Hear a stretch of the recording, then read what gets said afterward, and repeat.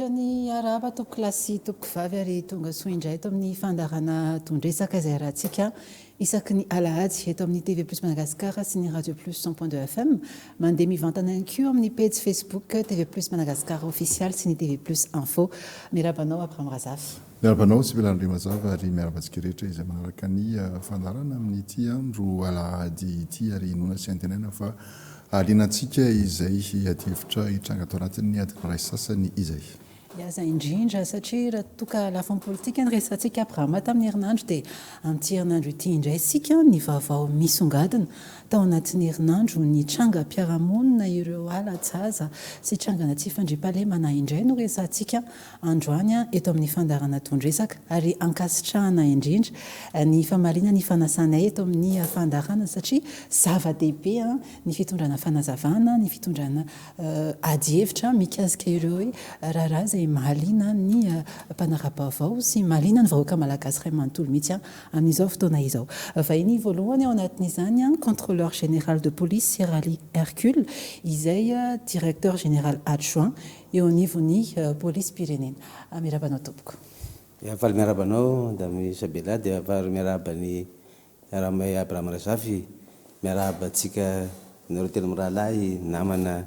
hiara hitondresaka eto androany dia nasaina moa zay dia tonga mamaly ny fanasana na dia sambany azy tonga eto mitondresaka androany dia vonina ndeha hiaraka hiady-hevitra sy hanome zay tokony holazaina mikasika an'izay dia alajaza sy tsy fandriam-pahalemana zay. Kasiraka toko. Fa inany koa amin'ity androany ity Andriamatoa Razafy Ndramara-Kouma Soloe Rufin izay directeur général de la population eo anivon'ny ministère de la population et des solidarités. Mirabanao tompoko. Miarahaba Sibila dia miarahaba Abraham ihany koa miarahaba nareo telo mirahalahy zay hiara fandinidinika sy hiara ady-hevitra amin'ity resaka halajaza ity sy ny tsy fandriam-pahalemana ary miarahaba ihany koa ny any ampitan-dranomasina rehetrarehetra any sy ny mpanaraka dondresaka rehetra. Fa ihany koa androany docteur Terardzaona Timbinihar Josephson mpandinika fiarahamonina izy na hoe sociologue avy anivon'ny université n'Antananarivo sy Toliara mpampianatra Pikaroka. Faly miaraba anao Madame Sibella, miaraba ihany koa namana Abraham Razafy, faly miaraba antsika rehetrarehetra eto koa antsika telo mirahalahy nao ny ady-hevitra sy ny tondresaka, faly miaraba ihany koa ny vahoaka malagasy mpanaraka tondresaka any an-trano. Fa ihany koa amin'ity androany ity Andriamatoa Sojaramiandry Soa Fulgence izay président national de l'association Albinos Madagascar. Mirabanao. Ya, miarahaba ny namana Sibella sy Abraham Razafy. Rabaina ny teknisiana izay mampita ny feo sy ny sary amintsika eny an-tokantrano. Rabaina reto namana hiara idona andataba zay idokevitra eto. Rabaina ny vahoaka malagasy tsy vaky volo manerana ny nosy sy ny any ampitan-dranomasina manaraka ny fandaratsika na amin'ny fahitalavitra zany na amin'ny tambazotra tserasera. Amin'ny vahiny fahadimy amin'ity androany ity Andriamatoa Razafy Berissan Mohamed izay mpandinika raharam-pirenena. Mirabanao tompoko. Miaraba namana Sibella, miaraba namana Abraham Razafy, miaraba ihany koa ny vahoaka malagasy izay manaraka antsika amin'izao fotoana izao na eto an-tanindrazana na ny ampitan-dranomasina. Miaraba nareo efatra mirahalahy izay hiara idona eto engany nitokevitra antsika androany hitondra soa ny firenentsika. Mankasitraka anareo manaikina sainy tondresaka androany mialohan'ny tena hidirantsika anatin'ny ady-hevitra nefa dia anaraka ireto famotinana ireto isika. Nametraka fepetra maro isan-karazany ho fisorohana ny fiparitany ala-jaza sy ny fandatsana ny ain'izy ireny ny emonat isy ny fizavana fiara ary voakasika anatin'izany na dia olo manan-kaja na misy kokarte ary indrindra ireo fiara mampiasa fitaratra mainty na vitre fumée ho ny fanambarany emonat ho malialina. Ho an'ireo tsy manana fahazon-dalana ampiasa azy ireny dia nanentana ny emonat hanala izany amin'ireny ny fitaovana ampiasain'ny mpanao ratsy entina mamono ireny menaky ny aintsika ireny raha ny fanamaran'izy ireo hatrany. Eto dia mitodika amin'ny sarambatan'olona rehetra sy ny rafi-panjakana tsirairay fa andeha ny fizavana fiara eny na dia olo manan-kaja na manana konkarta fa indrindra itsika rehetra manana an'ireny fiara misy vitre fumée reny manomboka izao dia manentana atsika rehefa tsy manana an'ilay fahazon-dalana endana avokoa izy ireny fa amin'ireny no fitaovana ampiasain'ireo jivalary reo jivalina reo olon-dratsy entina mamonana reny menaky ny antsika reny. Nampitomboana ny zandary sy polisy ary tafika hivezivezina atoandrona alina eny an-dalambe indrindra ny amin'ireo toerana mety ahiny izay angom-baovao avy amin'ny tsara sitrapo raha nambarany Emonat hatrany. Entitra ny tale jeneraly ny polisy nasionaly ny laza fa tsy tokony hiantra amin'ny fanenjehana sy ny fampiarana ny lalàna amin'ireo olon-dratsy rehetra ireo. Mitolika ihany koa amin'ireo mpiara-miasa izay miantsehatra amin'ny fisorohana sy ny fataterana ny fanenjehana sy fampiarana ny lalàna amin'ireo jivalary sy jivalina reo izay mikitikitika an'ireo izay raintsika ireo tena anao amin'ny fomba tsy misy antro amin'ny fanenjehana ary fampiarana lalàna an'ireo olon-dratsy rehetra tsy sakanava na faritra aiza na faritra aiza na fotoana ahoana na fotoana ahoana. Tetsy ankilany nanamafy ny teo anivo ny ministera ny fitsarana fa tsy andefitra ritaky ny lalàna farany ambony sy enjana ho an'ireo olona izay manatanteraka ny asa ratsy. Hitaky ny fampiarana lalàna farak'izay ambony sy enjana ho an'ireo olona izay manatanteraka izao asa ratsy sy ho an'ireo izay tsy mataotody mbola mieritreritra na efa nanatanteraka an'izao zavatra mamoafaty misy eto amin'ny fireneny izany. Isy ihany koa ny fepetra ho raisin'ny ministera ny fitsarana ho an'ireo olona manaparitaka vaovao tsy marina izay milaza fa mizazavery kanefa zavatra foronina raha ny fanambarana nataon'izy ireo hatrany. Tranga efa nisy izao endrika zaza tsy hita miaro fakana kiriny ary famonoana izao hoy ny filohan'ny fanavaozana. Notsindriny manokana fa mampanontany tena azy raha tena marina ireo atota anisan'ny mparitaka amin'ny haino aman-jery mikasika ny tranga tsy fahandriam-pahalemana mirongatra amin'izao io. Zavatra nisy io efa nisy tany amin'ny 2018 raha tadidinareo 2017-2018 dia za tsy teny hoe ahoana moa no mahatonga an'izay tany le izy nisy fa efa nataony zareo io tamin'ny 2017-2018. Ny antota nisy izay misy eo dia tsy dia ho haiko loatra ny teny azy ofisialy satria hainao manjery izay mampanontany tena ihany mamoaka azy ireny voalohany ary izay ny anisan'ny mampalahelo koa misy hanao manjery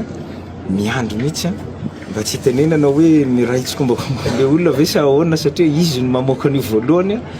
ohatrany hoe faly rehefa misy zazavery rehefa misy zaza misy mamono dia izy ny voalohany mamoaka an'ireny dia tsy ho haiko ny teny hoe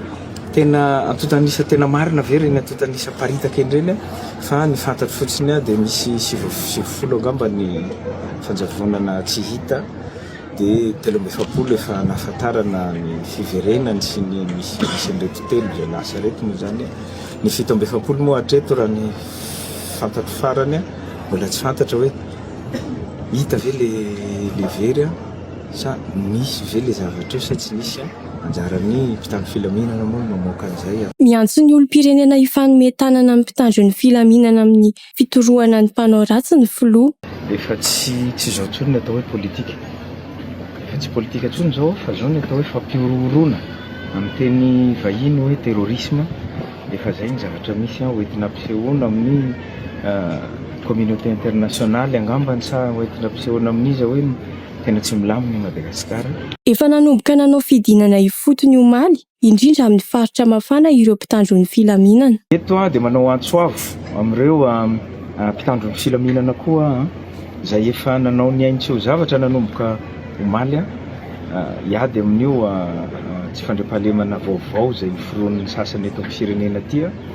dia makahery anjareo amin'ny zavatra atao efa maromaro ny centre opérationnel izay atsanganjareo androany. Enare ireny no fanadidina iangatsika anatin'ny adievitra ho an'ity androany ity raha ny atotanisa teo moa izany dia 2.70 ny zazavery nanomboka ny volana janoary hatramin'ny enim-bolana voalohany ho an'ity taona 2024 ity araka ny nambara teo nisan'ny nambara ihany koa fa dia isy ny atao fanomezana valosoa an'ireo izay manome information fanomezana vaovao izany ho an'ireo izay manao an'ireny asa fampiororona moa no natao hoe ny qualifien'ny filohan'ny fanavaozana an'izay zavatra mitranga amin'izao fotoana izao ny fahaverizan'ireo zaza ihany koa ny herisetra amin'ireo olona manana toetena varira sy ireo tsy fandripalimana maro samihafa amin'izao fotoana izao ifambara fa efa tsy resaka politika intsony izay fa efa tafiditra anatin'izay hoe asa fampiororona izay ary indrindra ihany koa nampatsiahivo ny fatranga efa nisy tany amin'ny taona 2017-2018 tany izay tranga izay no miverina indray amin'izao taona 4 sy 2 izao mialohan'ny tena hidirantsika mba aleo hitovy ny niveau d'information satria miaraka amin'ntsika eto izay sorana ny police nationale ny DGA manahoana ny atao hoe amin'ny teny frantsay ny resaka hoe situation misy ny état des lieux misy amin'izao tsika miresaka amin'izao. Ya mamerina fiarabana ny vahoaka malagasy rehetra izay manaraka zao tondresaka zao dia sorabetsaka koa tamin'ny fanasana mora mamerina indray koa marina tokoa zay nisy niny taremarika nolazaina 70 omaly iny tiako asina fanazavana kely ihany izy iny fa rehefa tao anatin'ilay alerte tsika tao anatin'ny famaizana dia izay tranga rehetra nisy io dia noraisina daholo na mbola vao maraina zany le zanany tsita dia efa hoe zazavery zay nefa rehefa avy eo hita ihany dia somary tsy dia mahagaga raha hoe niakatra be le taremarika voateny satria koa nolo koa rehefa hitany koa le zanany tsy miverina izy milaza hoe hita dia mijanona eo foana zany le statistika mipetraka fa raha fa nisany koa filazana tamin'ny voalohany milaza tamin'izay fotoana zao izy manerana ny Madagasikara ny resaka tamin'ny 20 iny fa tsy hoe tsy Antananarivo irery ihany zany izy tranga nisy eo zany rehetrarehetra no heverina fa nisy tsy fahitanankizy fa eto aloha dia alohan'ny anazavako an'io te hisintona kely ny saintsika rehetra sy ny sain-drehetrarehetra aho amin'izay polisim-pirenena tsy voandroany nisy zazavery na zazatsita efa iainantsika zany eo ny tsy fitandreman'ny ray aman-dreny eo indrindra raha fa fotoanan'ny vakansy tahaka zao satria milalao ny ankizy dia ny ray aman-dreny variana amin'ny tokantrano sasa mandraharaha ny ankizy na petraka amin'ny olo anankiray dia avy eo tsy maraharah leo ampitanao dia tsita dia asa mandeha any ankizy dia mandeha ho azy any dia hitan'olona dia aterin'olona amin'ny polisy na hita eny amin'ny fokotany dia ifampitadiavina dia very zay no miseho ary pisy zany ry tena zavatra miseho eraky Madagasikara mihitsy tsy eto Antananarivo irery fa raha fahitrentsika hoe tanan-dehibe dia hitana zany foana na mijery fety ao Mahamasina aza na mijery lanonana aza dia misy zazavery foana tsy maintsy aditsona tsisy fotoana hoe nisy lanonana ka tsy hoe nisy zazavery fahafatesana ve izao zay tonga am'izay mihitsy aho nisy an'izay hatramin'izay fa tamin'ity kosa zany niova satria sady niaraka niseho indray mandeha tao anatin'ny fotoana fohy lay fisehoana zaza tsy hita sy zazavery zaza tsy hita zazavery hafa koa zaza nangalarina samy hafa zay misy tsy hita fotsiny le zaza mety hoe nania izy dia tsy hita misy koa izy niaraka amin'ny namany agny na koa izy hoe na diditra izy voateny tao amin'ny tranon'ny ray aman-dreny dia nitsoaka ny alan'ny ray aman-dreny figo io filazantsika azy dia tsy hita koa izy dia misy koa zany lay hoe nalaina misy dia zaza dia lasa miafara amin'ireny famonoana reny mety antony olana ao amina fiarahamonina mety misy antony manokana na tonga ndraiky na le nefa ny olona nefarany zazakely tsy hitaka nefarany fahafatesana tsy dia hoe maro be manahoany fa hieraka Madagasikara valo no voalaza tamin'ny maly iny eraka Madagasikara dia afa tsy dia hoe misy tsy dia hoe ankizy be manahoana tsy dia hoe ankizy kely aza fa raha ohatra teny tsobolo zao fa lehibe nefa efa raika amin'ny 20 taona dia ohatra zao koa le tany hitantsika teny atao madinika zao maly efa raika amin'ny 20 taona efa nalabaka zany hoe olonde fa lehibe any zany zay fa raika amin'ny 20 taona zany efa lehibe zay zany asiako fanazavana amin'izay amin'le zay le antotanisa teo zany hoe nienregistrena daholo zay tranga nisy rehetrarehetra dia tsy zao aza moa fa misy miteny hoe fisehona nivelany filazam-baovao nivelany milaza mihitsy hoe zavatra misy any Madagasikara tsy fahitanankizy sy mitarika famonoanankizy tena mitombo inquiétude no filazany azy zany zany hoe na eran'izao tontolo zao azy efa maniny efa mahafantatra n'izay zavatra misy zay amin'izao fotoana zao dia zay nga mantsara zavaina hoe iny statistique iny zany niraisina daholo zay efa nisy olona tsy hita kely dia efa tsy no amavainina zany ny zavatra misy dia somary niakatra be iny le statistique antsika iny zany nahita avy eo ary teo misy le olona tsy miverina ao amin'le polisy izy milaza amin'izao ny taloha fahafantarako azy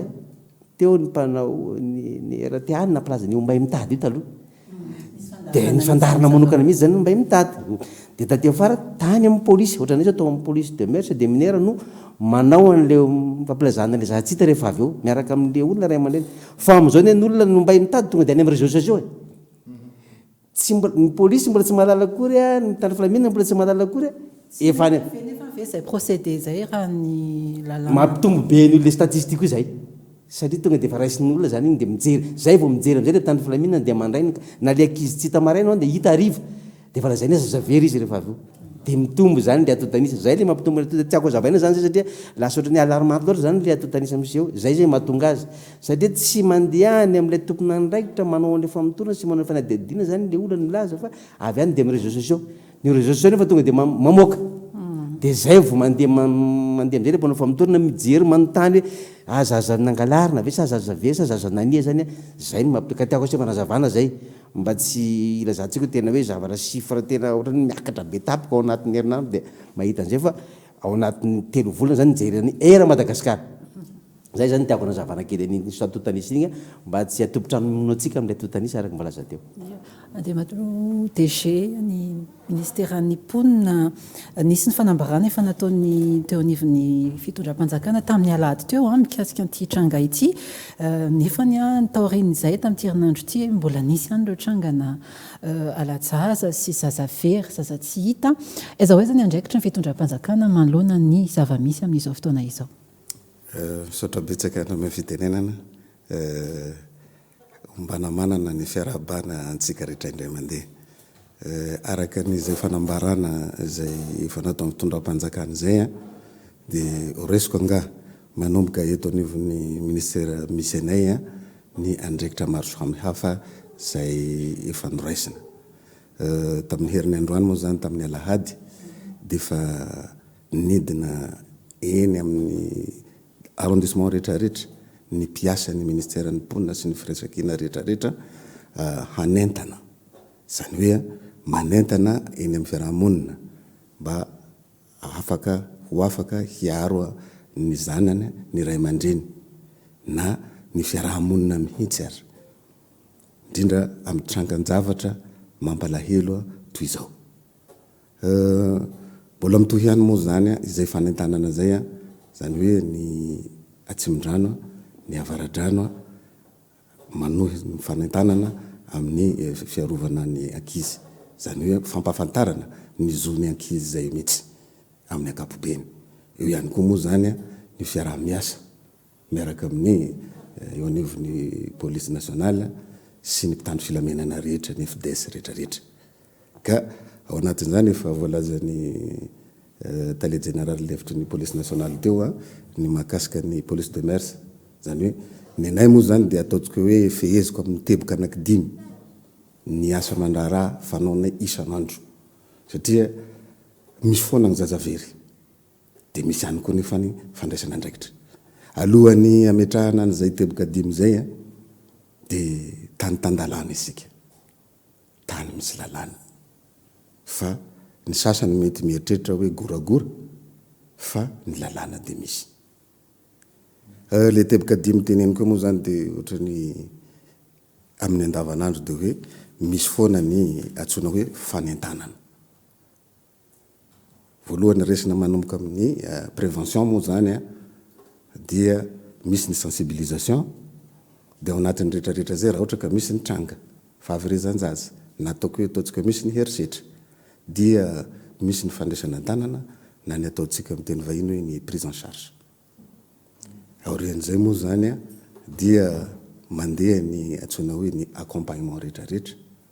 zany hoe karazana tohana io zany omena tohana ara-tsosialy na tohana koa zany zay omena amin'ny ara-pahasalamana na tohana koa zany amin'ny resaka ara-pitsarana mandeha isan'ambaratongany izay rehetrarehetra zay tsy mijanonahatra eo ihany nefa ny adida manandraikitry ny ministéran'ny mponina sy ny firaisankina fa mbola mandeha any amin'ny fanaraha-maso tsy ilay victime ihany na ilay traboina ihany non ilay ny haramboina ihany no omenan'izay tohana ara-tsosialy zay fa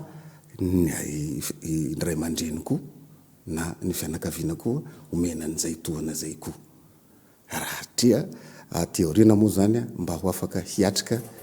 ny fiainana eny anivon'ny fiarahamonina zany hoe manana fahatokisantena zany aorian'izay fitondrana nyzay teboka maromaro ny tainisaina teo zay eny anivon'ny fiarahamonina toy zay ny azo anazavana fampirezana teo moa zany hoe fa zavatra mpitranga matetika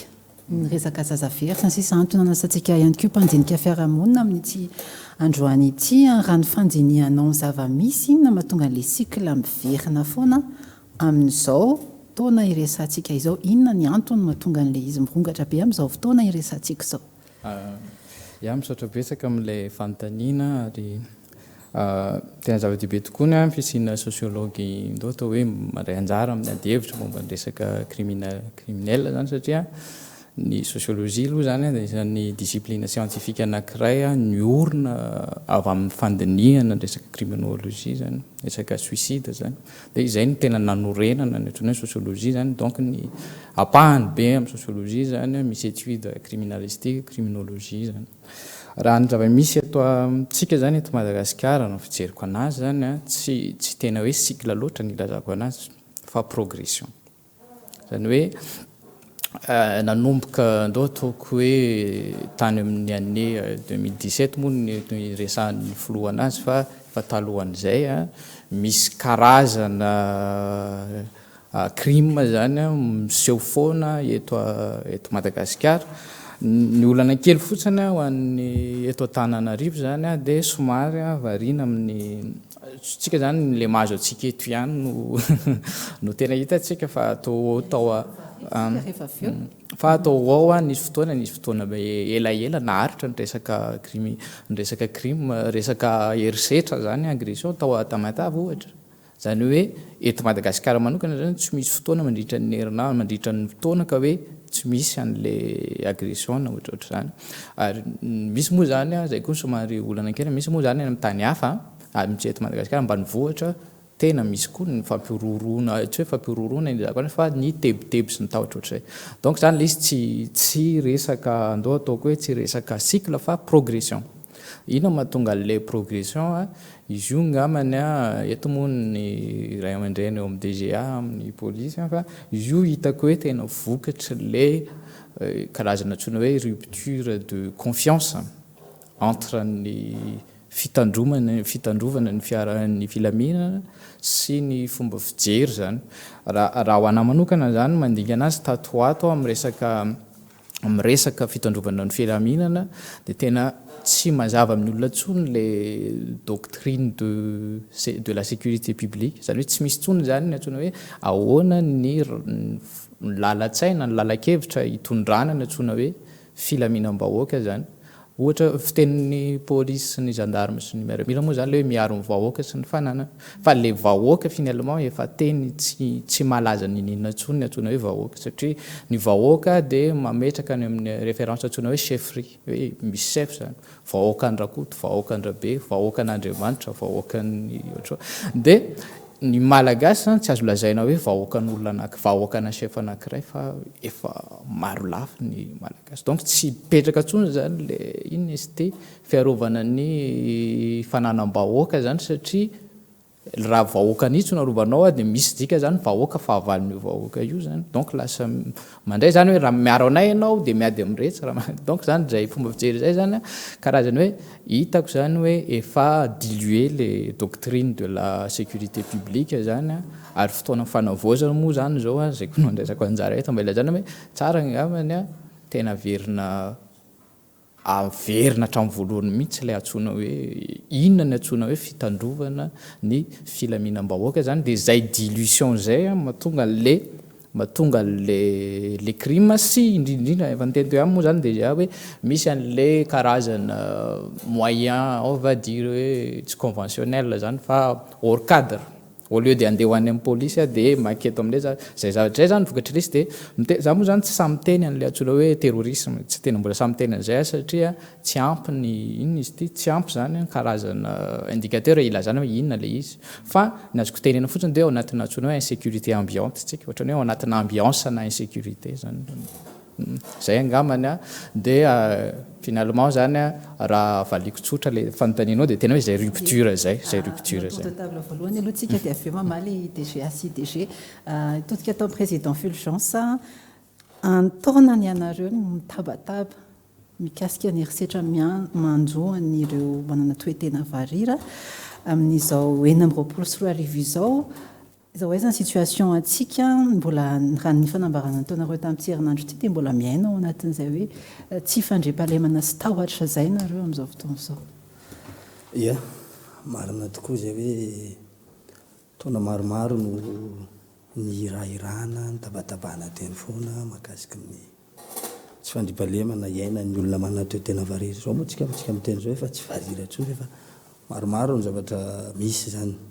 Nanga tsy tomboko voalohany angambany amin'ile resaka rupture de confiance iny aloha zay ny tondrako ny ady-hevitra voalohany. Zao ange ny zavatra misy amin'ny fiarahamonina hitako olana kely moa tanatin'ity ady-hevitra ty mba naniry koa nisy tompona andraikitra teo anivon'ny fitsarana tonga satria raha mijery ny mamoaka statistika kely zany ho anay teo amin'ny olona manana toetena varira amin'izao fotoana itenenantsika zao tamin'ity herinandro ity zany dia tafiakatra 10 ny trangana tsy fandriam-pahalemana dia 7 ny maty amin'io 7 maty io dia nisy 570 taona misy 50 taona raha nijerytsika nitsanga tamin'ny 524 dia nisy tranga 420 3 ny maty raha mijerytsika tamin'ny 424 misy tranga 420 ny maty raha mijerytsika tamin'ny taona 324 nisy tranga 220 ny maty raha mijerytsika tamin'ny 224 zay nananganany fikambana nisy tranga 527 ny maty raha jerentsika ireo karazana totanisy ireo isa-taona zany aloha fantatra eto fa tsy maintsy misy varira foana lasibatra ary raha jerentsika ny tranga nisy ny 20 isan-jato an'ireo faty fa faty ireo zao manodidididina amin'ny 530 20 isan-jato an'ireo dia tapado daholo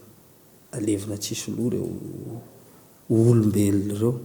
mba raisinareo sary an-tsaina ka iverenatsika le ady hevitra hoe misy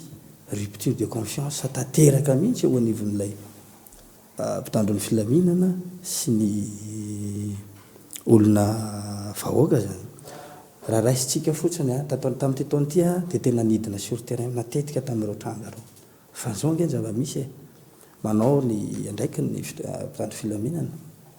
makan'ireny zay suspect reny atao ankety fa misy any ambany vohatra any tena manatona anao manokana ny mamy hoe iranina nge izy io eo amin'izay zany le olana ninina lazaintsika fa mila mahay manaiky fa mandringa zany marary tanteraka ny resaka politique de sécurité atao Madagasikara. Inona ny antony tsy atokisana intsony le mpitandro filaminana satria tena manao kolikoly tsy azo zany tsy azo lavina fa misy mpitandro filaminana tena miaina anatina kolikoly voafetra koa nefa ny ainy ataon'ny mpitandro filaminana misambotra izy dia manao ankety iny ankety iny avy eo miakatra eny anivon'ny fitsarana fa anisan'ny fototra mampisy ny olana eto amin'ny fiarahamonina na izao zavatra misy zao ange fa io raha-pitsarana io zay tokony anaovana réforme tanteraka satria za mahafantatra tsara tena raha mijery an'ireny action sur terrain reny manao ange le mpitandro filaminana manao ny police pyrénéenne manao ny gendarmerie fa voafetra izy eo anatin'ny ankety ary io mbola tokony anaovana ady-hevitra fa manahoana misy ny confidentiel ankety fa any koa anisan'ny lesoko anankiray satria misy olona efa fantatra fa maloto tsy mivoaka mihitsy le anarany voatazona confidentialité de enquête fa rehefa miakatra fitsarana ary zay na tonga nany teny hoe tsy ekenay tsony ny fitretenandreo raha-pitsarandreo ny fotony any satria any aloha zany le fiarahamonina mifanakaiky eo kolikoly aloha zany manjaka ao ny ataontsika intervention manam-pahefana ny mpanambola dia rava ho azy eo le trangana tsy fandriam-pahalemana ka ny averiko foana hoe itsika raha zao zavatra zao zay nge isan'andro mimenomenona foana ary zay nisy tomanay sainy mpiarabelona hoe ty nge misy an'le fiteny hoe fotaka mahavoafe mety avorandro io ary izy io fa tonga satria izay miantso foana hoe ndao hiaraka ndao hifanampy fa io nge izy io fa tonga amin'olotsotra sahirana amin'izay ny fitondram-panjakana satria ny teny foana zay teto satria ekena le minorité zay fa tsy nisy tena décision fanapa-kevitra matotra lasa atao hoe karazana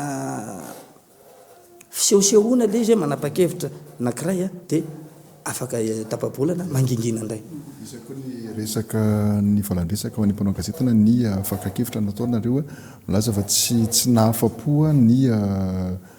atao hoe fepetra no raisin'ny prime ministre manoloana ny trangana tsy fandriampahalemana misy amin'izao fotoana izao eo amin'ny lafiny inona izay raha ohatra ka izay vanambara teo izay ireo fepetra fanao raisiny eo anevany polisim-pirenena sy eo anevany fitondram-panjakana amin'ny akapobeany. Tena moa raha teo olo-pirenena meny anivondreny fiarahamonina reny manara-baovao mahita ny tranga misy eto amin'ny firenena. Nisy tokoa tamin'ny talata teo izay fanehoan-kevitra izay nataon'ny prime ministre lehibe ny gouvernemanta mahakasika ny tranga misy. Betsaka ny vahoaka ny andro hoe inona zavatra ho resan'ny tompon'andraikitra satria ny prime ministre tompon'andraikitra faharoa eto amin'ny firenena dia ny vahoaka anatin'ny misavoritaka tahotra miororo amin'ny zavatra misy hoe inona tokony zavatra ho ampita amin'ny mpanara-baovao. Ny tena zavatra nandrasan'ny vahoaka raha ny tena marina dia ny hoe inona tokoa ny tena tranga misy, inona zava-misy firy olona victime, aiza daholo ny tena toerana misy an'le cas,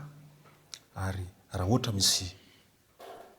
fandraisana ndraika atao ny fitondram-panjakana efa mba misy ve ny tratra, ary raha misy ny tratra iza daholo ireo olona ireo, satria azadino na tiana na tsy tiana ny vahoaka tsy manatsiny no izaka-tserany eny amin'ilay zavatra misy amintsika rehetra zao. Nisy tamin'ny alarobia teo ny fanehoan-kevitra izay nataon'ny filoham-panjakana izay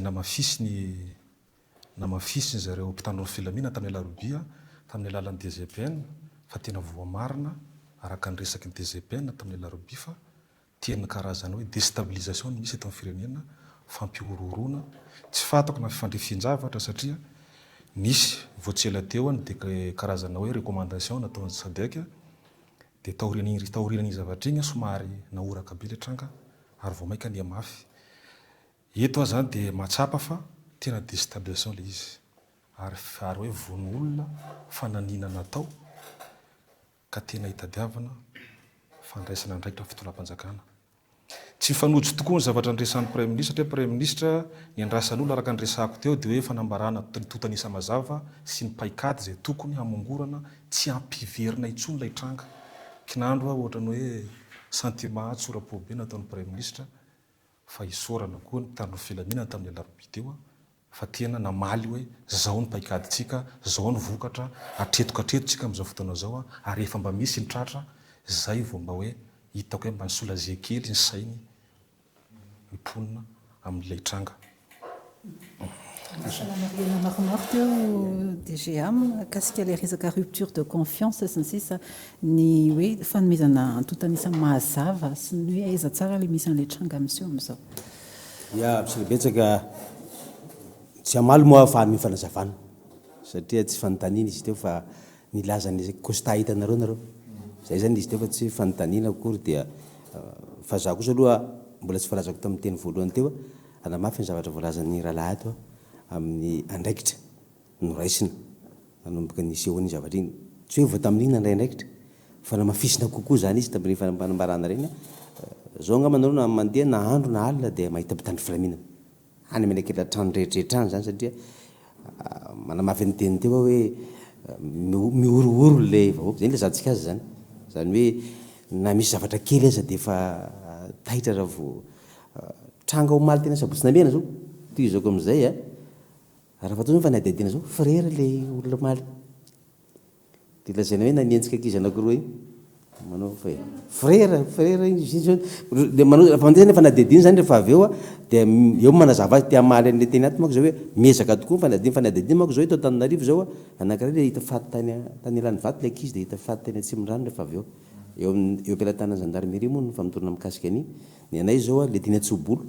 le hoe nisy nanentaka ny lape dia hoe niala ny vila iny dia anankiray le tao tomadinika vao tamin'ny larobe teo koa ny hita zany. Dia le rupture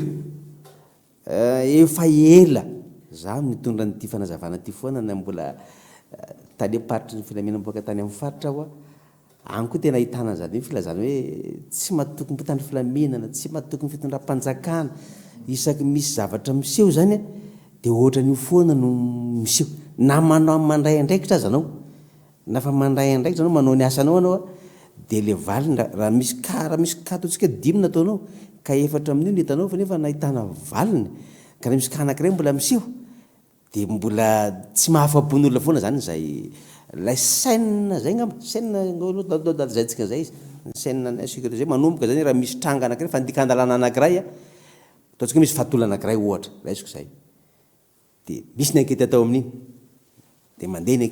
ankety vita aby mifamtora inona nataon'ny polisia iny mijery ny fandika-andalana mijery izy moa nanao an'iny izy moa ny vavolombelona izy ny olona tokony nahita an'iny dia omena ny fitsarana ny olona zay ahihina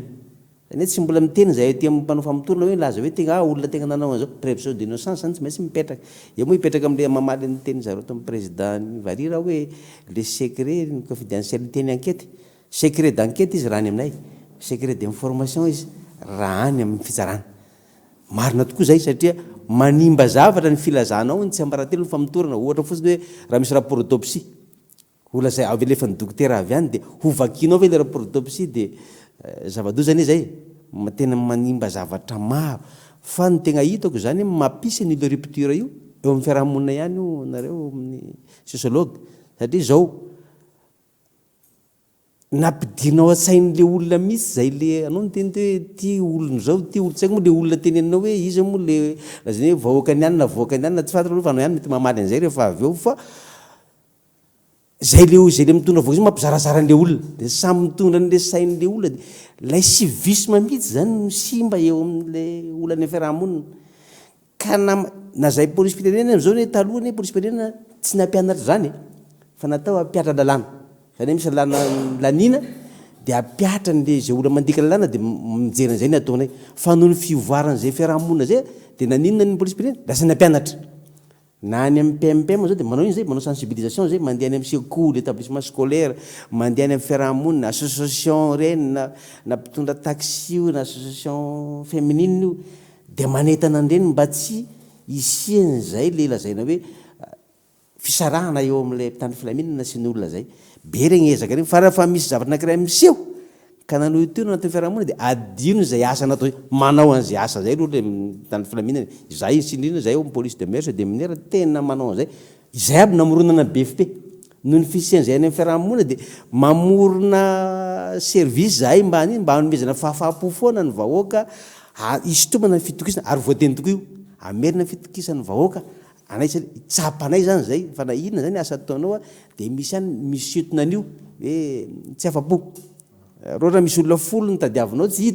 hitanao ny anankidimy amin'io nanena mbola tsy hita ny efatra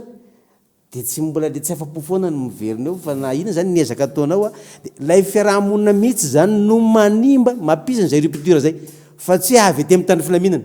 ekeko araka tenenareo to hoe miteny ny ato hoe misy manao kolikoly za tsy afaky ny andahan'izany zavatra misy zany fa kosa miezaka ny tompona andraikitra rehetra zany amin'izao fotoana zao ohatra zay eo amin'ny polisy firenena raha tsy teny fotsiny hoe nao amin'ny resaka polisy de la route iny dia miezaka zay mampiseho amin'olona mihitsy hoe anasazy na ny olona ao aminay aza raha ohatra ka manao ny zavatra tsy mety amin'izay zay zany mahatonga ny rupture resaka fiarahamonina izy io dia fa tsy hoe le polisy tsy manao ny asana le mpitandro filaminana tsy manao ny asany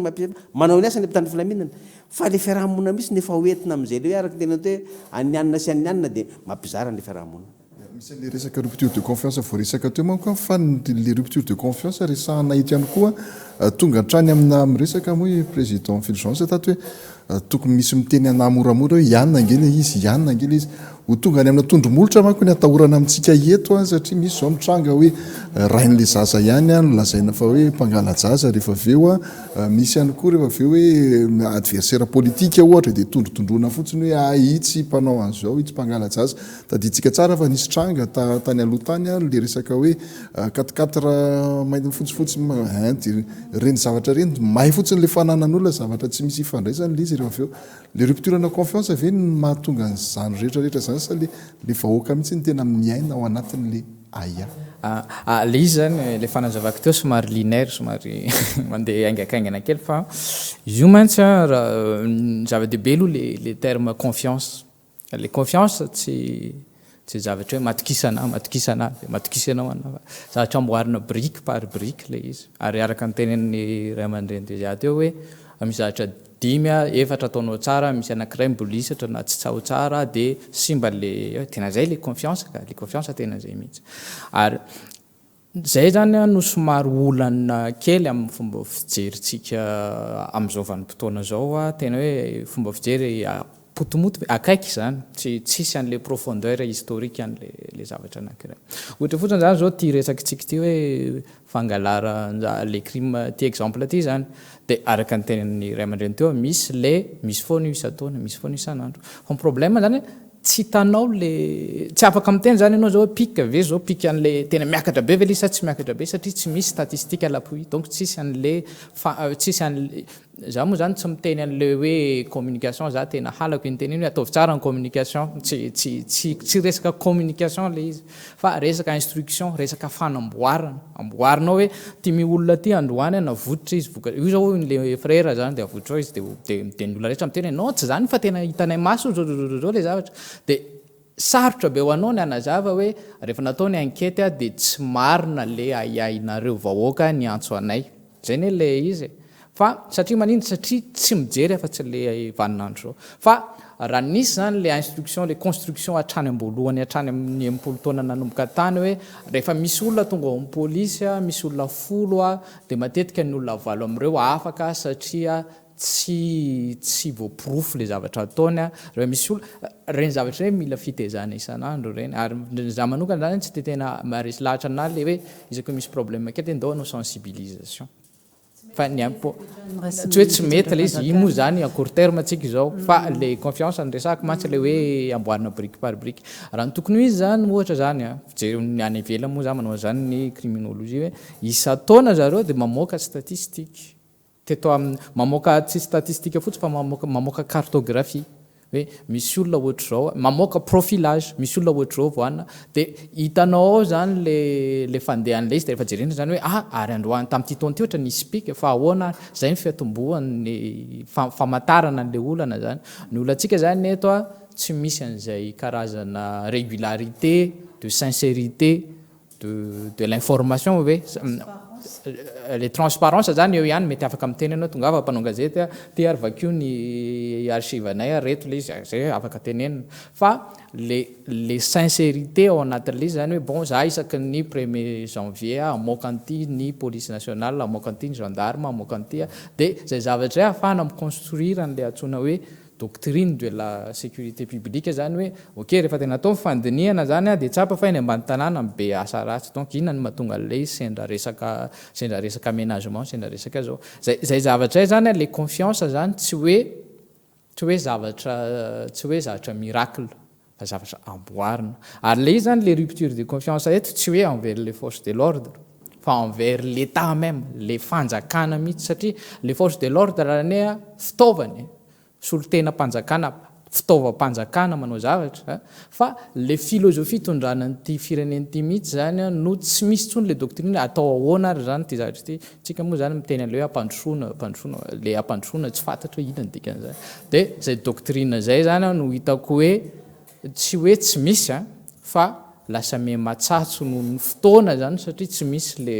karazana fanomezana siramamy ina moa zany fanomezana tsirony an'le zavatra zany zay zavatra zay no hitako araka ny fijery zany ary io tsy hoe zarery fa be de be ny chercheur zany noratra boky be de be miresaka ny atao hoe la construction de la nation malagasy ohatra hoe nisy boky collection nataon'ny père Sylvain efa lasa moa izy fa zay boky zay tena miresaka an'le hoe quelque part zany le fisaratsara le vahoaka malagasy araka le tena natao vahoaka sotrotrotro sao tena progressive le izy ary atahorana zany le izy raha ohatra ka akaikaiky ny azy ihany ny tiako tenenina rupture de confiance ny resaka nyresantsika teo iarahantsika mahita ny zavatra mitranga miverimberina eto anivon'ny firenena marefo de marefo izay fomba fijery zay zany eo amin'ny vahoaka sy ny mpitondra dia tsy zay ihany nefany zany hoe lohevitra atsika androany moa zany de mazava am'le hoe fahaverizanjaza fahaverizan'olona mihitsy ao anatin'le izy inona moa zany mahatonga an'izay hoe mitombo lay tranga satria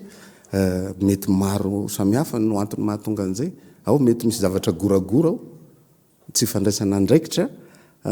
eo amin'ny fahalemeny fanaraha-maso nataoko hoe manomboka amin'ny ray aman-dreny a satria ny ray aman-dreny zao mety sahirana amin'ny fitadiavana isan'andro isan'andro dia rehefa mahita sakafo ho an'ny tokantrano izy a dia zay no heveriny fa zay no adidy na mahita hoe collage ho an'ny zanany a sy ny goûter ho an'ny zanany dia zay no atao hoe miatrika ny fiaina tokantrano isan'andro fa manana adidy feno ny ray aman-dreny a amin'ny fiarovana ny zanany ka eo anatin'izay zavatra zay a tehitra kely aho amin'ny tenin'ny tale général lefitry ny police nationale teo hoe l'AMS et civisme mila changement de comportement zany hoe les normes sociaux mihitsy zany a no mila tefena tsy faly ny hanatsikera ihany fa mila fandraisana andraikitry ny rehetrarehetra participation citoyenne na ny tanora zao nitondra hetsika ka nampiova ny fitondrana ankehitriny ka ny tanora mihitsy no ilaina hisehatra bebe kokoa amin'ny lafiny zavatra resafintsika rehetrarehetra teo tsy adidin'olona samirery fa adiditsika rehetrarehetra ka ao anatin'izay rehetrarehetra zay na ny fiarahamonina sivily na ny mpitondra fanjakana na ny mpitondra fivavahana amaly le teninao teo amako hoe vahoakaniza na vahoakaniza na vahoakaniza samy manana ny manandrify azy eny amin'ny fiainana sy amin'ny fiarahamonina tsirairay ienana eny ataotsika hoe bangotsika tokana amin'ny fiarahamonina sivily zay satria tsika avy eny amin'izay fiarahamonina zay a vao manana ny andraikitra zay sahantsika tsirairay viavy amin'ny asa mandraraha andavanandro ka mila manomboka any zany any amin'izay fanovana toetsaina zay président Fulgence izy ny atsika zao mijery ny zava-misy nisy angamany fanambarana nataon'ny front fanavazana tamin'ny alarbi zay mametraka fa nisy tranga nge io tsy fandripahalemana io tany aloha ny a dia iverenako ihany za aloha dia mametraka fa nisany hoe fototra manakorotana an'izao zavatra iainantsika zao dia tompony andraikitra amin'izao ny olo-pirenena tsirairay aloha fa zao nefa ahoana moa misy adidy goavana voalohany ataon'ny mpitondra fanjakana manoloana ny frustration iaina amin'ny vahoaka satria zao mametra ohatra anareo a nitrangana tsy fandripahalemana na varira anankiray a tamina district anankiray tany Amboasary rehefa tratra lay efada ataony poursuite na rahan'ny mpitandro filaminana tratra niaraka tamin'ny vahoaka afaka tapabolana ren'olo reny natao midery zareo dia afaka tapabolana ren'olo reny dia miveriny eo anivon'ny fiarahamonina dia izy mimenasy an'ilay fiarahamonina zay nge tsy voakadra anareo mba hainareo moa zany zavatra frustration ngeza iainan'le fiarahamonina manoloana na zavatra oatra zany ka itsika na iteny eo foana tsy io iverinao foana io zavatra miseho raha tsy misy fanapahan-kevitra matotra amin'ny fanasaziana olona satria ireny olo reny a dia lasa manana fahasahiana manao mamerokeloko inona ny antony voalohany aloha mi-enchaîner le zavatra vao miainga izy any amin'ny tandro filaminana efa misy intervention tongany mafy ane zavatra iainan'le manao sur terrain tena tsapa zany za zany tena miainan'le zavatra iainan'le polisy manao enquête fa any aloha izy dia efa misy intervention dia efa misy kajikajy any aloha efa miova ny enquête miakatra eny anivon'ny fitsarana fa misy intervention koa tongany ka io zavatra io misy tambazotra ngeza fa za dia miteny foana raha vao tsy misy décision mazava eto raisitsika zao nisy an'le ohatra raisitsika zao ohatra zao le tany Toliara le tranga namonona zaza varera farany nanao fanambarana amin'ny fanavozany tonga dia direct aty Atsefaro ary eo anatin'izay zay le itenenana hoe rehefa misy fanapahan-kevitra raisana dia arahana ny suivi an'le fanapahan-kevitra ary tsy atao mitanila beke ny trangana tsy fandripahalemana nisy tany faraparany teo tany Mampikony tany Marivoay io zao tamatavy tamin'ny herinandro fa tokony ampitoviana ny traitement zany hoe rehefa zay ny fanapahan-kevitra aloha izy zay tratra amin'ny raha alatra varira famonona olona varira eny fa na tsy varira ihany fa zao zavatra tranga zao tonga dia ataovy direct aloha tsy efa zay tratra rehetra ka vao vita fitsarana mbola tsy vita fitsarana nge reny nalefahandreny fa tonga dia ataovy aloha ary zavatra nisy tadiavin'ny vahoaka nge mba ahoana ny afantarana an'ireny olona reny olona reny ka tsy naseho sa enina ekatsika misy le présomption d'innocence takomana ny endreny fa tsy natao an'izay reny olona reny fa eto zany raha tsy misy olona tena nahazo sazy mazava ary arana araka ny vahoaka tena zao ny ainana de manana fahasahiana foana exemplaire mihitsy zany hoe ty te voasazy tokony aseho amin'ny olona mihitsy noho ny zavatra nataony zao de ty tena voasazy gadra mandrapahafaty fa raha misy zavatra mazava ohatr' zany nge narana hita amin'ny vahoaka de matahotra ny hafa anao an'ilay eloko zany zavatra zany tokony ezana ary ny manahirana ahoana ny voan'ny marina sy ny anaran'ny olona mpaniraka fa reo tranga misy reo ange de misy olona mpifandray foana ary ny olona zatra mpanao ratsy tsy mino hoe zao tranga zao izy voanao ratsy fa misy efa mpanao ratsy taloha reo de mavita mamerikeloka satria misy piaro izy mandona sy resaka fitsarana zay iny tiako amafisina kely satria nylambarany teo hoe ravitra lava be mihitsy mila amboarina manoloana ny zava-misy aloha raisiko am'le resaka rupture de confiance teo le izy a misy tokoa angamba hoe misy fampitokisana amin'ny vahoaka sy ny mpitondra amin'ny firenena marefo rehetrarehetra misy foana zany ary tsy azo lavina zany zavatra zany misy foana izany fa na izany na tsy zany kosa nefa amin'ny tranga amin'izao fotoana zao tranga fa tena hoe misy fandanina mihitsy le izy a hoe inona ny tokony atao ifavorizena zay zavatra zay a mba hanozongozonana ny fitondram-panjakana raha araka an'ireny hitantsika reny eo ihany koa fanambaran'ireo tompona andraikitra maro samihafa mahakasika an'ilay tranga tsika moa zao na tiana na tsy tiana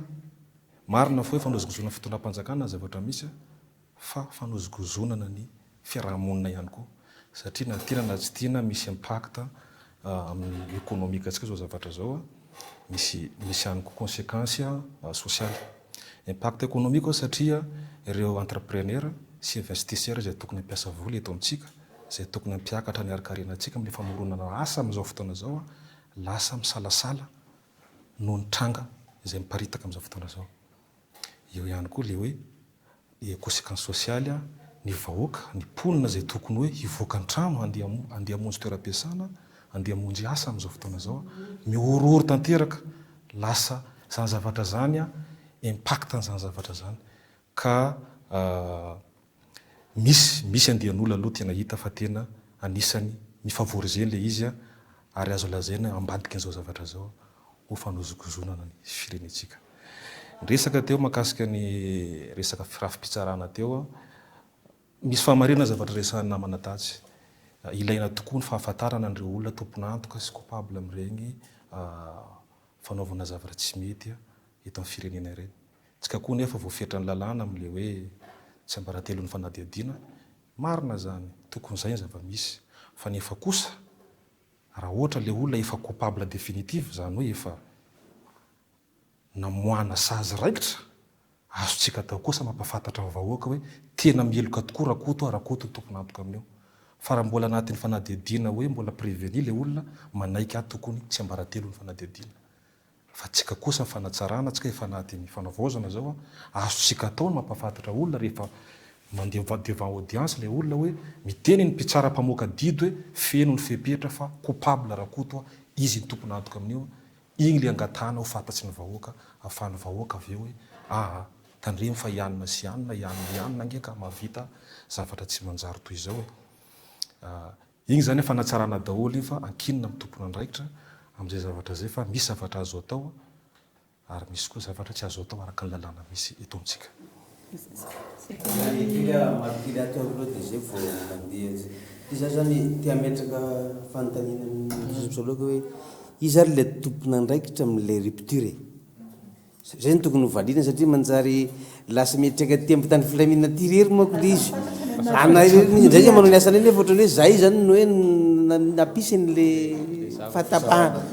voalaza teo tompotra ndraiky daholo ny tsirairay aloha fa tsy tatony teny zay any de hoe tsy hoe mpitandro filaminana izy no tsy misy confiance fa mitondrehetrera manontolo koa de zay ny tiako de tokony mba hovaliana io zany zay hoe izy areo no tokony omena ho ato amin'zareo éducation citoyenne ao izy de zay tany zany hoe le fampianarana n'olona mihitsy zany misy zavatra misy an'le olona tsy manaiky an'le fanovany na le tetsaina lalàna any misy ny miteny hoe magnova toe-tsaina ho ny araky manam-pahaizana 5 taona vao magnova toe-tsaina olo anankiray génération ray vao magnova toe-tsaina donc zay zavatra zao ny tsy mora zany zay zay asa atao zay fa kosa tokony avoakatsika eto kosa hoe iza marina moa ny tompona ndraikitra tsy manao ny asany ka mahatonga an'izay le olona mampisiny zay rupture na mampisiny zay progression la zay nao teo zay zany zay ny tokony fantatra dia toza kely dia avy anao miteny any dia iresaky kely am'le hoe miteny rahalako ato hoe misy déstabilisation na fampirorona mihitsy satria mampisy ny fampirorona anankiray ny raha ohatra ka misy olona mampiseho zany ny zavatra tsy fafaliany na misy zavatra tiany aseho dia manao zavatra hafa izy a raha ohatra misy fotoram-panjakana misy zavatra tsy tiany dia ampiseho amin'ny fotoram-panjakana hoe tsy manaiky anao dia manao zavatra hafa ty ambadika izy zay zany fahitako an'izao zavatra ka miseho zao zany hoe ampisehon'olo anankiray zany satria fampisiny ho lazaitsika hoe fampisy zany zazavery zany fa nahoana zany tamin'ity taona ty 2026 ty niaraka andre mandeha izy io a tsy eto tananarivo fa tegna niaraka andrisa ho farsy amin'ny niaraka nisy zazavery daholo dia zany hoe ni crée mialatsiny amin'ny teteny psychose lasa généralisé zany le zazavery tsy fahitana dia avy ohatra ny itsika malagasy moa zany zay satria hoe ny zaza menaky ny aina dia raha ny zaza voatody samby ororo aby rehetrehtra araky ny volazanao tena na ivoaka aza ary zay mahatonga fitondram-panjakana na fara-pakevitra hoe aleo avoaka le fitondranan'iny bus iny mba hanamora ny fiarovana satria samy mandeha amin'ny taxi be isan-karazany le olona dia anasarotra iny zany nisy anankiray fa fepetra ny raisiny iarovana n'ilay zaza mba tsy iseny zay zao a iny manodidina na iny anosy iny dia nasiana tandro filaminana nandeha amin'ny ray aman-dreny zay miandry ny zanany mipetraka amin'ny manodidina ny centre d'examen rehetra iny a mba anentana zady amin'ny zavatra tandrevaka mba iseho mba tsy iseny satria indraindray zany raha mahita kizy mandeha iny le olona ane dia efa ampisehoana zay le tsy faliany zay dia anaovany aky tagny zany hoe tsy zavatra mety tsy prémédité fa miandry izy dia ataony zany zay dia vonoany iny olona anankiray tena tsy boly iny zao ny fanadadiana natao fa mbola eo ampamarina anazy moa zany zay zao hoe alohany tsy nahitana azy iny zany localisé teny ambojatoviteny ny telefôny tamin'ny farany mampiasa teknôlôjia moa zany ny ankety zay ary ty amin'ny toerana nahitana azy teny ty lazaina tsy azo afeny dia teny amin'ny arabe ny taritaritana nakeny amin'ilay carrière nisy trasy zany avy eny amin'ny arabe dia mbola am'izao tsika zao mbola fanadadiana tao mbola metraka hoe tena voadona amin'ny tomobile ve dia kamoflena rehefa avy eo sa tena novonoana nisy zany hita zay teny amin'ny fitsirihana natao teny atoerana dia ny fanadiadiana ny mamaly an'izay dia zay mbola mipetraka amin'ny tsy ambaratelo hoe inona mara moa ny zavatra iseho zany amin'izay fotoana zay zay zany tiako apetraka hoe noho izay fetretana zay fanakorotanana zay sy fampirorona zay dia mandray nio andraikitra io zany ny mpitandro filaminana ny fanjakana moa zany dia zay araky ny teny teo hoe noentina manao an'izay asa zay mba hiverena n'izay ilana koa am'izay orooro mahazo ny vahoaka zay satria sarotra be zao nanao ty ampiasana zanakanao mianina dia efa miororo zany sasany ahoana dia zay fanomezana zay mandefa ny zanakao mianatra ianao tsy tizy avy eo sanatria zany efa dia zay nihetsehanay ndefasanay mpitandro filaminana dia eo koa le souciany vahoaka sao dia hoe zao ihany nareo vao tena manao ny asanareo fa afaka herinandro après na ray volana dia lasa miverina nazavaiko an'iny ohatra ny rehefa misy zavatra mitranga ohatra n'izao dia misy mesure zao nazavana an'iny eo lasa korakora le izy avy eo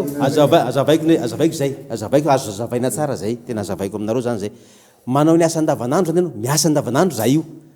fa tsy misy zavatra manaitra rehefa misy zavatra miseho a dia manaitra zany hoe ny fiarovana n'inyle psychose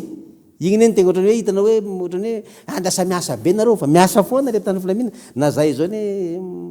namana sibela mahazo an'izany hoe taizany foana nareo mandeha ny fiarahamonina any anao mandehany foana nefa zareo manao sensibilisation amin'ny établissement scolaire ho an'ny PMPM mandeha manao an'izany foana tena périodique io fa tsy hitan'olona igny am'le andavanandro fa rehefa misy zavatra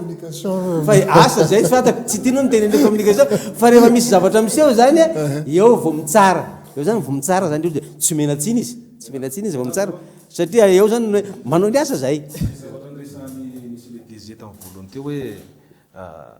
tany misy fanjakana eto a ary tsy hoe gorakora fa tokony anaja lalàna andrehetrarehetra zay zavatra zay tena ilaina ary tokony ho hitany eo anivon'ny fiarahamonina tena zay tokony zavatra misy satria araka nyresahana teo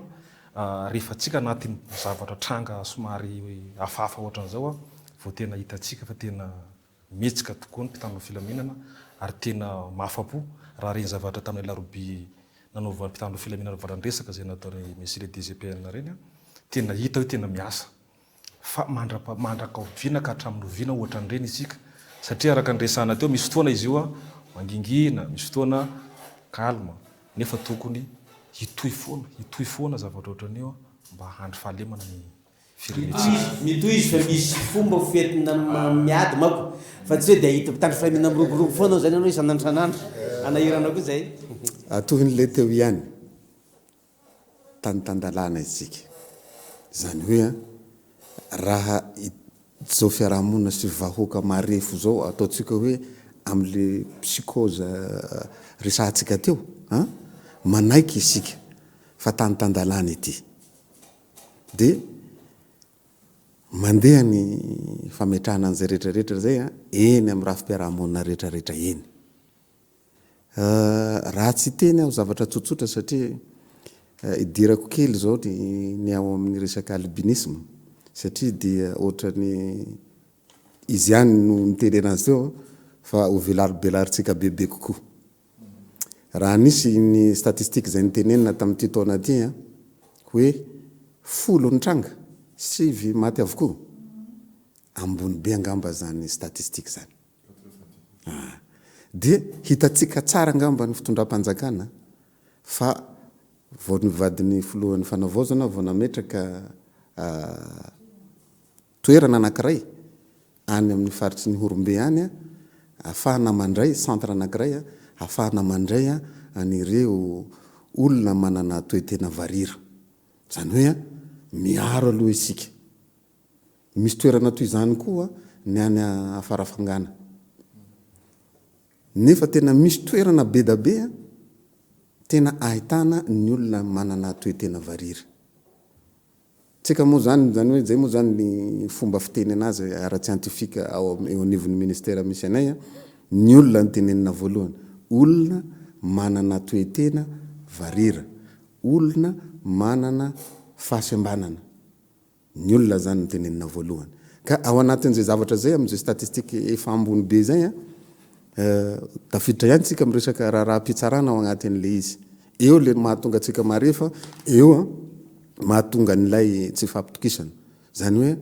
heloka be vava avokoa zany rehetrarehetra zany amin'ny mahaheloka mahabevava azy de hoe rahatsika hoe voalamina mialoha efa voalamina nandatabatra de rehefa voalamina andatabatra zany le heloka de na de hanao famerenan-keloka ara ilay mpanao keloka dia tsy matahotra ny anao an'izay zavatra ratsy zay izy rehefa teorina zay resaka amin'ny resaka ny teny monsieur sociologue teo hoe tsy manome tsiny ny mpitandro filaminana fa de miasa mpitandro filaminana fa ny ratsy kosa tsy matahotra noho ny fisiany zay tambazotra zay zary no amongoratsika n'izay zay tambazotra zay aiza sy aizavy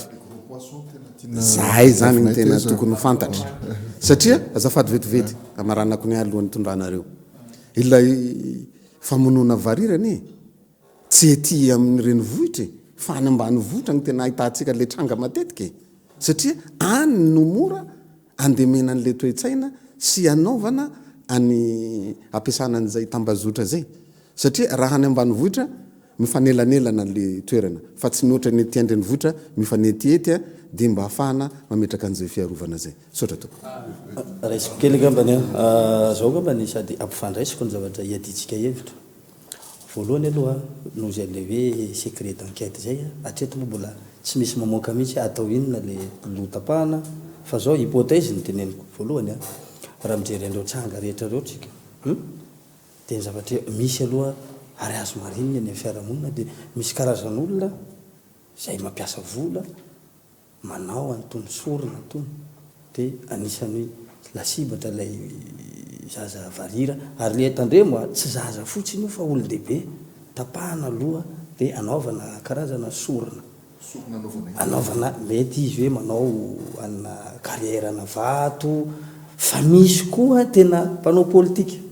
ary zay nge mahatona sany dénoncer anarana mpanao politika anankiray tamin'ny situation tamin'ny tany amampikony misy dikany io notadiavina io ataovinareo ny anketiny olona io fa mahatona ny fiarahamonina eny ambanivohitra eny efa mamoaka ny anarany misy dikany zany tokony atao ahirosona ny fanaovana ny anketin'ilay solombavam-bahoaka voafito tao amampikony iresakitsika amin'le resaka hoe iny hypothèse ray fa zao ane raha nijery nitsanga atao Toliary tsika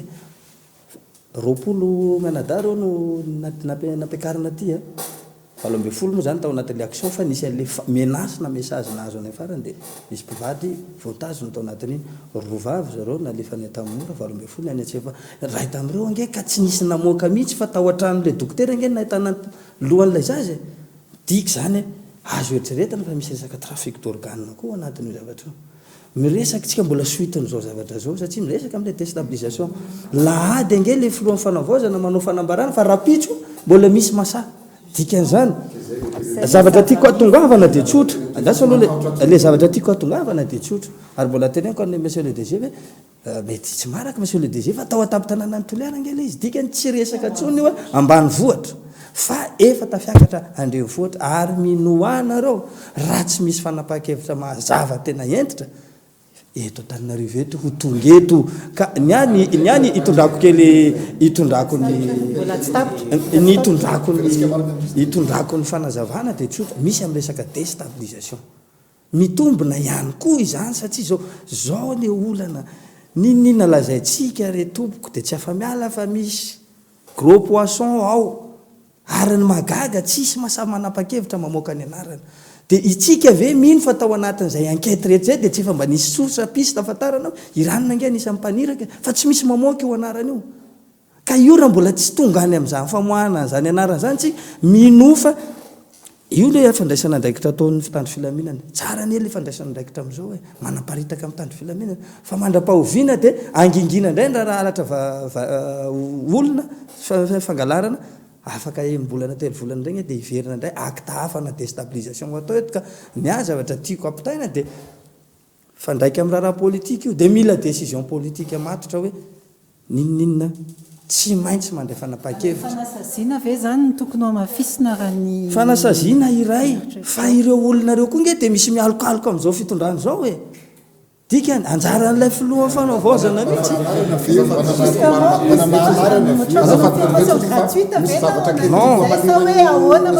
non azavaiko tsara iza someko zavatra tenena fa mantoy zay mangataka ataovy fanadiadiana n'ilay solombavam-bahoaka misy dikany io mba hivoahan'ny marina eto tamin'ny farany teo zao tamin'ny fivorian'ny solombavam-bahoaka farany teo nanolotra tolo-dalàna ny député ny Betroka raha tsy diso mahakasika ny resaka albinisme nefa tsy adopté moa zany le izy satria isika efa manana ny loi pénale tsika ao anatin'izay rehetrarehetra zay mitovy amin'ny olona sarambam-bem-bahoaka ny olona rehetrarehetra ny olona manana toetena varira zany hoe ny lalàna mihatra amintsika rehetrarehetra zao mitovy zay ngambana ny fahitako hoe aiza le lalàna mahakasika an'izay zavatra zay ino ny fanasaziana ao anatin'izay le fanapahan-kevitra mihitsy ny anaovana an'le fanasaziana fa ny lalàna efa misy fa ny fampiarana an'izay lalàna zay no mila ataoko hoe activena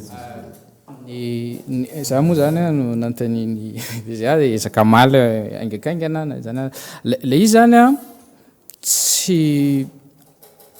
tsy acteur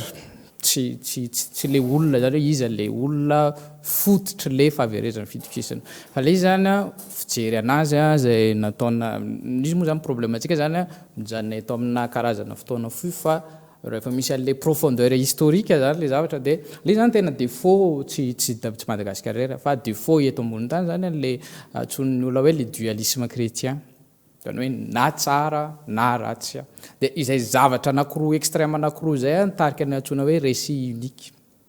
dia jereo fa zao tsika eto hitako hoe na zany somary mampalahelo anazy za moa zany mpandinika observateur tsy tena niditra engagement fa mampalahelo kokoa zany tsy le débat ohatra zany amin'le resaka refondation idirako le ohatra vateko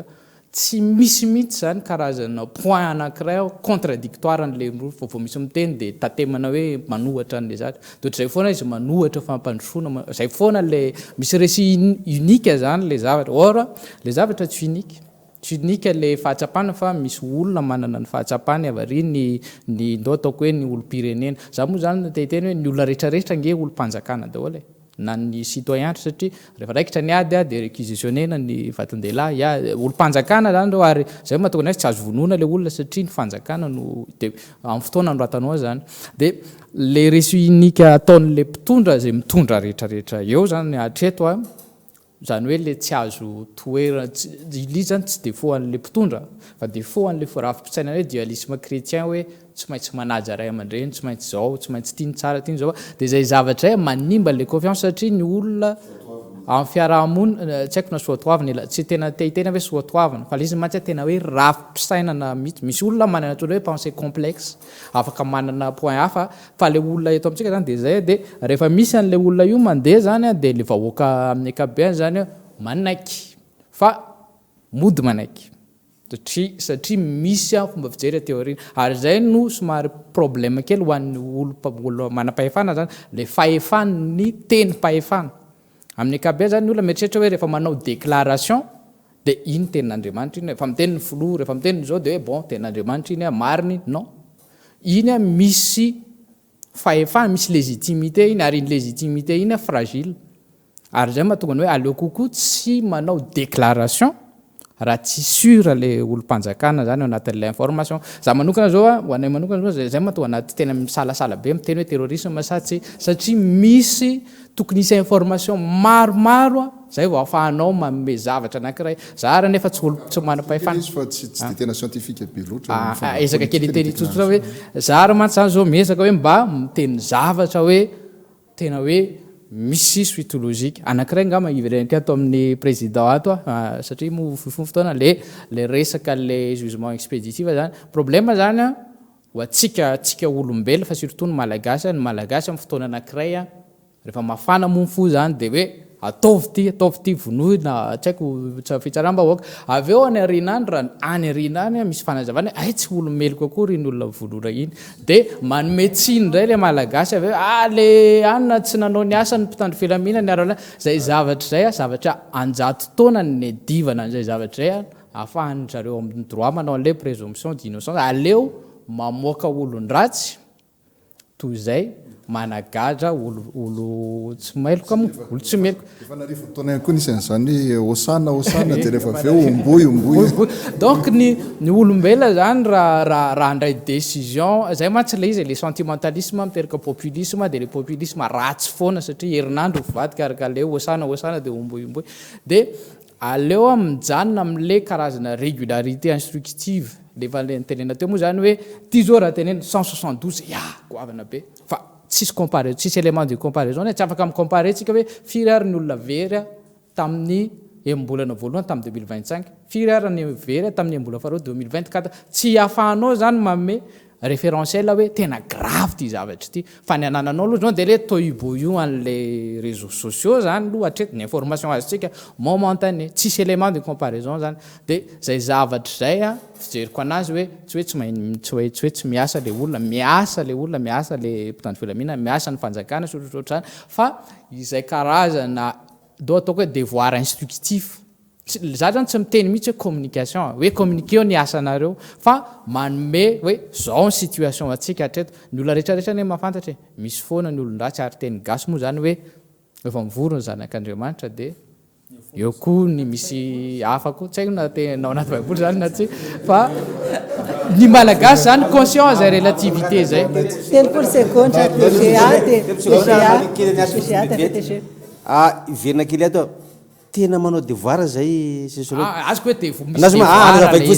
hoe manque le régularité zay le toe-tsainy isa-taona ne mitandro filaminana manome statistique ny asa nataony manao an'izany daholo na polisy na gendarme fa tsy mirara tsy mandray an'iny le olona satria ao ampilaminana nomezana hoe fa raha misy zavatra vao mikorotana foana tsy tiany aty ny teny zaytena manao an'izay tena manao an'iny foana zay isa-taona na eo amin'ny opaka zao ohatra festivité pascal ny faindany misy hoe faindany DGA no andrasany misy na action eo atao ny amin'ireny. statistique Matoa raha fa le manome- action satria le matoa manome fiainam-bahoaka statistique, no enjeu ao anatiny manamana sibera matoana manome statistika nisy action nisy mission nataonao zay zay fa tsisy statistika tonga ho d'accord azy tsara zany amizay zany fa le accessibilité an'le zany misy problème zany aloha le izy de zay zany anankiray tokony misy tomin'olona anankiray koa ngamany amaranako anazy tonga de toizako zany zay resaka izy mialatsiny toizao kely izy hoe izy ary mahazo tombotsoa amin'ny fanaparitahana an'le vaovao zao am'le réseaux sociaux fa ino koa tsy mihina tombotsoa koa zany hoe famparitahana manatona anareo ny tsy manatona anay sao de nareo ny sarotra antsona ohatra tena mandray ndraiky zay ty zany somary mba teneko mampampianatra zay aza maheno am'le réseaux misy sociaux mpianatra be mandeha debe mamonjy zany fa maika ve misy sora tonga aminay tsy foraisinay misy mpianatra be debe zany misy fotoana mba maka statistique any amin'ny polisy de somary sahirany zareo ndraindray am'le accessibilité an'le info zany resaka le sujet mampiranao rahalava avy eo fa anampio kely amin'ny zavatra resan'ny président tato tranga aloha treto a zavatra misy amitsika miresaka zao a tsy zareo manao toe tena varera ihany am'izao fa efa nahatra am'le olona manao toe batana normaly ara eny anivon'ny fiarahamonina tiana raha teo moa mananjanaka somary sahirana ao anatin'le resanao toe frustré mihitsy mahita an'le tranga principe le hoe seky tsy ambaratelon'ny fanadihadiana rehefa misy ny principe misy ihany koa ny exception amin'ny cas ohatran'izao afaka atao exception satria tena raha zay ny ampitony sainy vahoaka anatin'ny olana toy izao a azony fitondram-panjakana manao exception mahakasika an'ity tranga ity hoe iza ny tomponantoka tsika moa teo miteny hoe tokony anaja ihany amin'ilay secret d'enquête sy ny tariny misy amin'ireo olona reo ny araka resan'ny président tato efa misy nampitirina amponjy fa tokony azo resana reny olona reny hoe zao ny didy a tena coupable le olona afaka aseho ny teny ihany koa ny mpitandro filaminana tamin'ny larobi teo a tamin'ny alalan'ny DGPN ihany fa izy en personne mihitsy ny teny fa izy io izy misy finonompoana ho izy misy mieritreta tia azo vola tia azo arena tia azo seza mihitsy ara ho izy a manisany manao ny zavatra io tsy haiko hoe azo secret d'enquête zany sa inona zany fa azo nyresana le izy dika zany a voafetra ihany koa le secret d'enquête resantsika teo azo resana le zavatra raha izay hitatsika fa ampitony ny sainy vahoaka hitatsika fa tena matahotra am'izao manoloany an'le tranga misy amafisiko le ndresako hoe tena hoe déstabilisation na hoe fampirora mihitsy zavatra misy satria raha nitatitra tamin'ny larobi teo dia hoe valovolana zay fanavaozana enimbolana ateorina efa nananikany amin'ny 172 ireo olona tsy hita amintsika miresaka zao valo ny maty 83 eo mbola tsy hita zany hoe zany raha dinihana le izy nirongatra be le izy amintsika anatin'izao fanavaozana izao ary araka andresany mon général teo koa ny vaovao mahakasika andreny tranga ray matetika le journaliste tsy dia mara-baovao loatra no informé voalohany amin'ilay tranga ary tonga dia any ivelany vaovao no meno mbola tara kokoa raha ny information tsika eto tanindrazana no le vaovao makany ivelany zany hoe zany influence étrangère ave zany tsy azo lavina zany satria le izy zay mahavy ana amin'ny teny hoe fananina le déstabilisation zavatra inina ho atao anakorontanana ny fiainam-bahoaka indrindra fitoram-panjakana misy analizy ihany koa miteny ankoatran'izay hoe déstabilisation zay misy milaza indray ihany koa ny mpanara-baovao fa hoe diversion ihany koa ty zavatra mitranga ity donc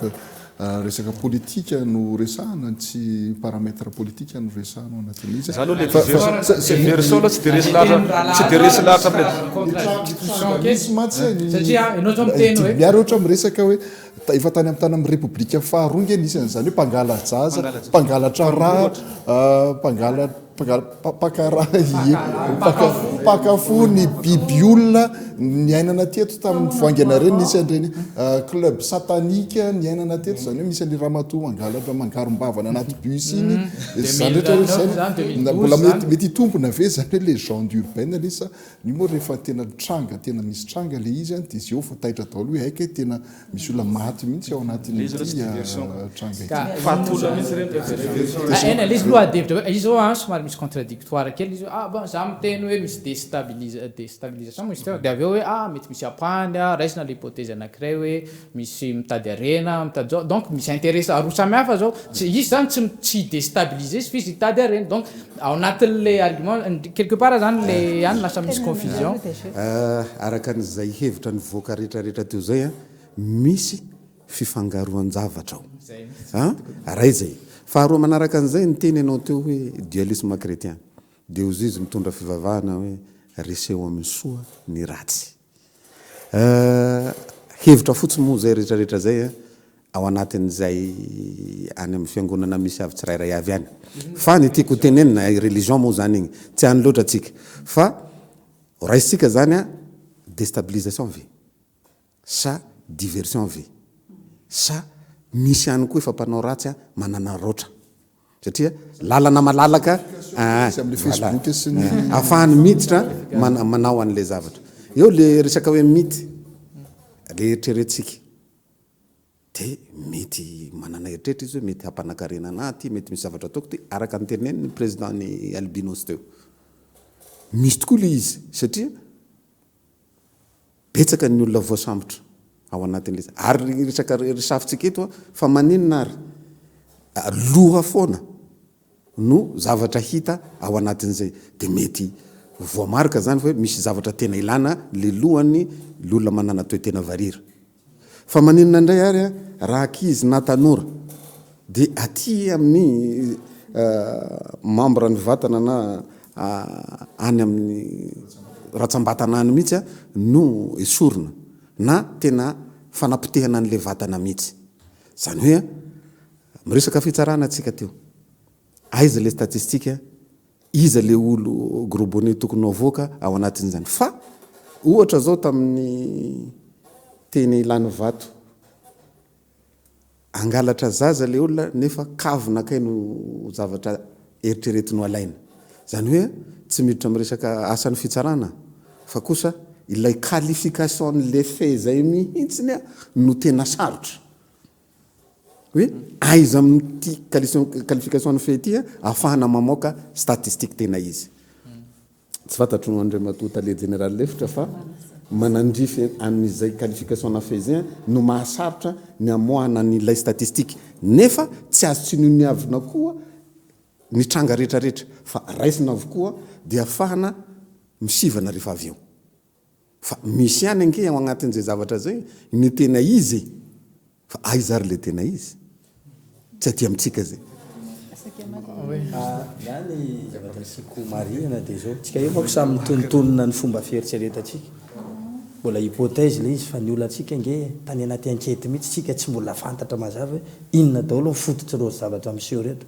hatram'izao satria zao raha miresaka tsika misy miteny zao atao hoe diversion misy miteny déstabilisation fa ho anay en situation varira nge zavatra telo ny hypothèse hitany eo ny trafic d'organe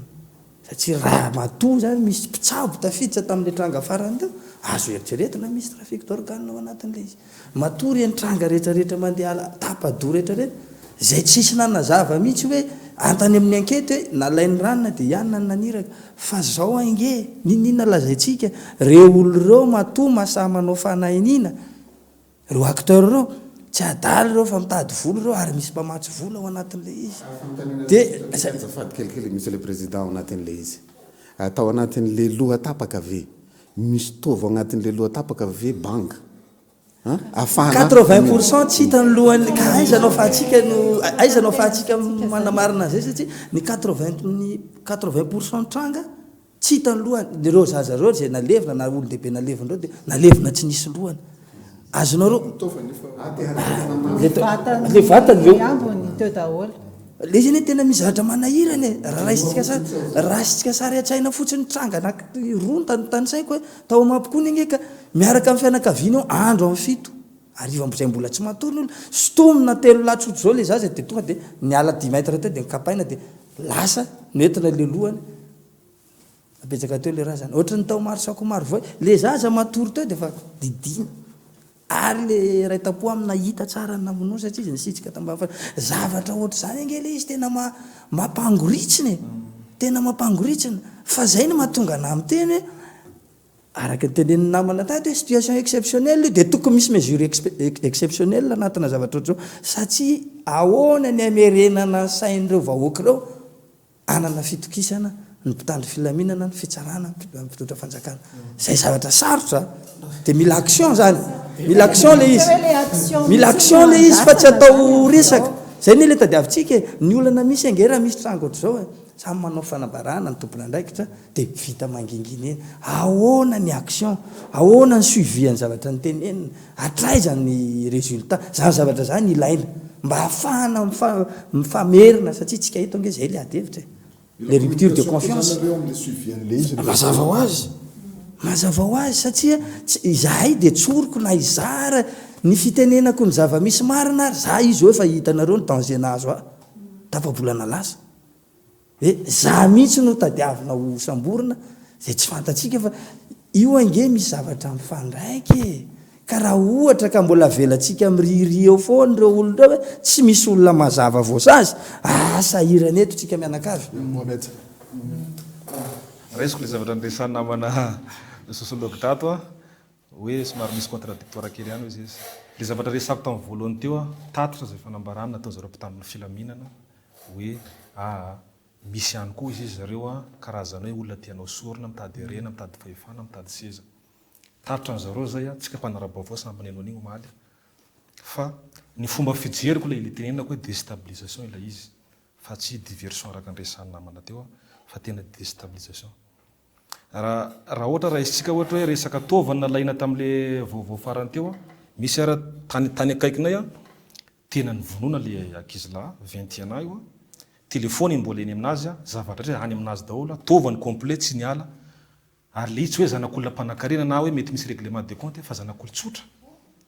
no vonona ninina no vonona dia tsy haiko hoe tsisy idiran'ny pacte angamba zany ary tsisy idiran'ny diversion satria acte fait le izy vonona le olona zay mahavy namana mafy hoe déstabilisation la izy fananina ho atao anakorotanana ampihororona le vahoaka satria le izy manko raha ny tena marina raha hoe resaka tsy fakazahona na ady la politika resaka seza no misy any am'le vahoaka tsy manatsiny mandady arona indray no mizaka tseraneny am'le izy izay ny tena mampalahelo ary mety ampitombo an'le zavatra resan'ny président tato ireo olona mety frustré ary le olona frustré nivony fiarahamonina izay mihitsy ny tena tadiaviny sasany tena tadiaviny sasany hoentina anakorotanana satria araka ny resako tao mafisiko fa marina le zavatra resany misy le désir adjoint teo fa reno vaovao reno a tena misy journaliste misy tambazotra any amin'ny tambazotra serasera zay tsy de maraka vaovao loatra ary tsy de fantatr'olo hoe mpanaraba hoe mahazo vaovao matetika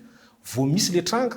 any am'zareo nainona vaovao voalohany ary toka de any andafy le izy a de miparitaka zany hoe zany tiana ho ampafantary an'izao tontolo zao fa hoe mikorontana Madagasikara tsisy zavatra milamy eto amitsika am'izay angamba tsy fantana fa ndrefianjavatra araka andresako teo fa misy recommandation ihany nataony sadek reny hoe terena ve influencena amin'igny ve mpitondra mino tsy tokony kina mahitatsika ne zay manko le toetsaina sy le lasaintsika teo ao anatin'ny réseaux sociaux hoe manao compte fake be dia be manao fanambarany